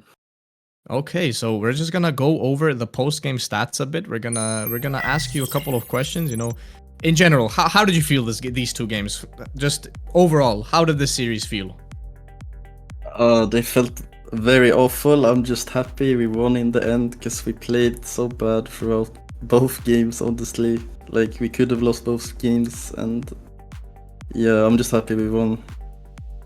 Okay, do you feel like you guys played differently than usual? Because I see you guys are at the top of the standings, right? Yeah. Yeah, so No, how was we this felt- game different? We were just caught off guard by their draft, I think. Like, game one with their double enchanter with Skarner comp, it was really hard to play against. I never played against anything like that before, I think. So that was kind of weird. And also this game, they had a really good draft, I think, with a lot of CC, so it made it hard for me to play as Yone. So yeah. Okay. Yeah, that makes sense. So, one question to ask you. Both of these games, at least in the early stages, you guys weren't that ahead or you were even slightly behind. How did it, Yeah. how do you guys stay as calm as you did? I feel like, the gold might have not been necessarily, not in your favor, but I feel like the overall game state a couple times in these both games was pretty bad for you guys. So explain to us how you as a person, you as a player, and you guys as a team, how do you stay chill when you're as behind as you were? Yeah, we just kind of tell ourselves it's fine, we scale and stuff like that, so we don't tilt that much in the game. We just try to stay focused and focus on the next play, basically. Okay, so just forget what happened before and just keep focused on the next plays. I see a question in chat for you, so I'm just gonna ask you that. How did those Jace Qs make you feel inside in that first game? No, they felt good. I mean, you should probably ask the enemy team how they felt, because they look kind of painful to me. I don't know. Yeah, for sure. I thought they would have, enough enchanter power to maybe mitigate those a bit, but I feel like you just got too far ahead for it to work at all. Yeah, I got really fed that game. Yeah, you did very fed. So asking maybe overall about both games, I feel like both games you guys had a bit more of a side lane focused team, or at least your side lane was much better than the enemies. How are you? You guys are really good at playing side lane. So how do you manage that? Well, what are you thinking when you're playing in the side lane, and what are you communicating with your team? I mean, it depends. If we're strong enough, so we basically put the one who's strongest in side lane. But we noticed in the first game that wasn't really working. So in the end, we decided to put both me and Aurora on side to catch off Aatrox, which honestly it won us the game because we got an inhib, and they started to panic at the Baron, and then we kind of next wave or next push, we ended the top lane because they couldn't handle double split pushing. Yeah, but we have pretty good macro overall, I think, as a team. I think our jungler Nord and our support Nord, they handle most of the macro stuff. So I think even if we're behind in a game, we can come back through macro and team fights. Yeah, for sure. For sure. I really like that play where you put two people sideline, because if you get that side laner down, the whole team comp just kind of collapses for the enemies. Speaking of your jungler and support, right? What do you think, is there anything you would want to say about your teammates, for these two games? Do you feel like anyone, played out of their mind, or, did you feel like anyone specifically won the game with any of their plays? I mean, including you. So any praises for anyone on your team specifically? In the last game, I think my support Nude, he found some really good engages on their backline, which kind of helped, and also Cobben, he was kind of 1v9ing in the backline with the Cassante. So I think I want to shout out those two for this last game at least. Yeah. Okay, for sure. So that's it about the game, honestly. Like, I would talk about the gold graph, but I think you've mentioned how the game wasn't the best. I think the chat No, already no. sees the gold graph. It was a roller coaster for sure. Yeah, the Bitcoin, the gold graph, the stock market crashing, everyone is selling, everyone's buying. That's just kind of how it goes. So, just some last questions, right? About the season as a whole, right? How do you guys feel? You guys are at the top, almost uncontested. I don't know how CD's games went today, but if they even lost one game, they're already behind you guys. So, how do you feel? So, this is a couple of part question, right? So, how do you feel about the season? Are you have you played all the teams, by the way? Or not yet? In scrims, you mean? In or like- officials. No, we only played 4 teams. So no, we played 4 games, but one was a forfeit walkover? or like Okay. yeah, walkover. Okay, so my question would be, how do you feel about the season overall? And then is there any team you're looking forward to facing? And how do you feel about, maybe playoffs, which I think you guys are almost guaranteed to go to? Yeah, I'm looking forward to play against the stronger teams like Regem, K5 and CD. I think Asina also are looking pretty good. But we've scrimmed them sometimes already, so we kind of know how they play. But yeah, we're looking to win the season. That's our goal, and I think we're in a good pace to do it. Our other games have been a lot cleaner than these 2 games, so we're gonna have to VOD review these last 2 games a lot because they were not so good, I think. Yeah, for sure. I mean, from every mistake you learn, right? Exactly.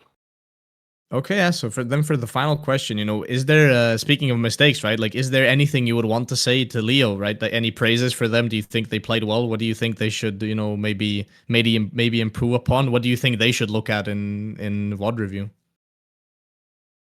I think their drafts were really good. I was really caught off guard by that, and I think they fixed a lot of their problems they had from the last games. But I think when they try to force fight and stuff, I think they were not so good in team fights. So I think they should probably look at like team fighting and stuff, how they should fix those, and maybe like side lanes as well, because there were a lot of times they just dropped waves to kind of rush a fight, which got us a lot of advantages on the side lane. Oh yeah, for sure. I saw that in the last fight. I believe you were pushing top lane, and I think they bled like 2 or 3 waves in the top tower, and I think they lost it at the end, Yeah. just kind of leaving it there to dry. Yeah. Okay, so that's Forsland's tip for Leo Esports to look over in their next VOD review. So that's gonna be it from us. Thank you, Forsland, for joining. It was a pleasure to watch you guys play, and a pleasure to have you on this interview. Yeah, thank you very much for being here. You guys are great. I really like your stream and production. Thank you very much. We're gonna work to improve it as much as we can. To everyone, we're working really hard on the stream. So every single time we stream, you guys are gonna see some sort of improvement. So please stick around, and thank you everyone for watching. That's gonna be it from us for today, and see you guys next time. Bye bye.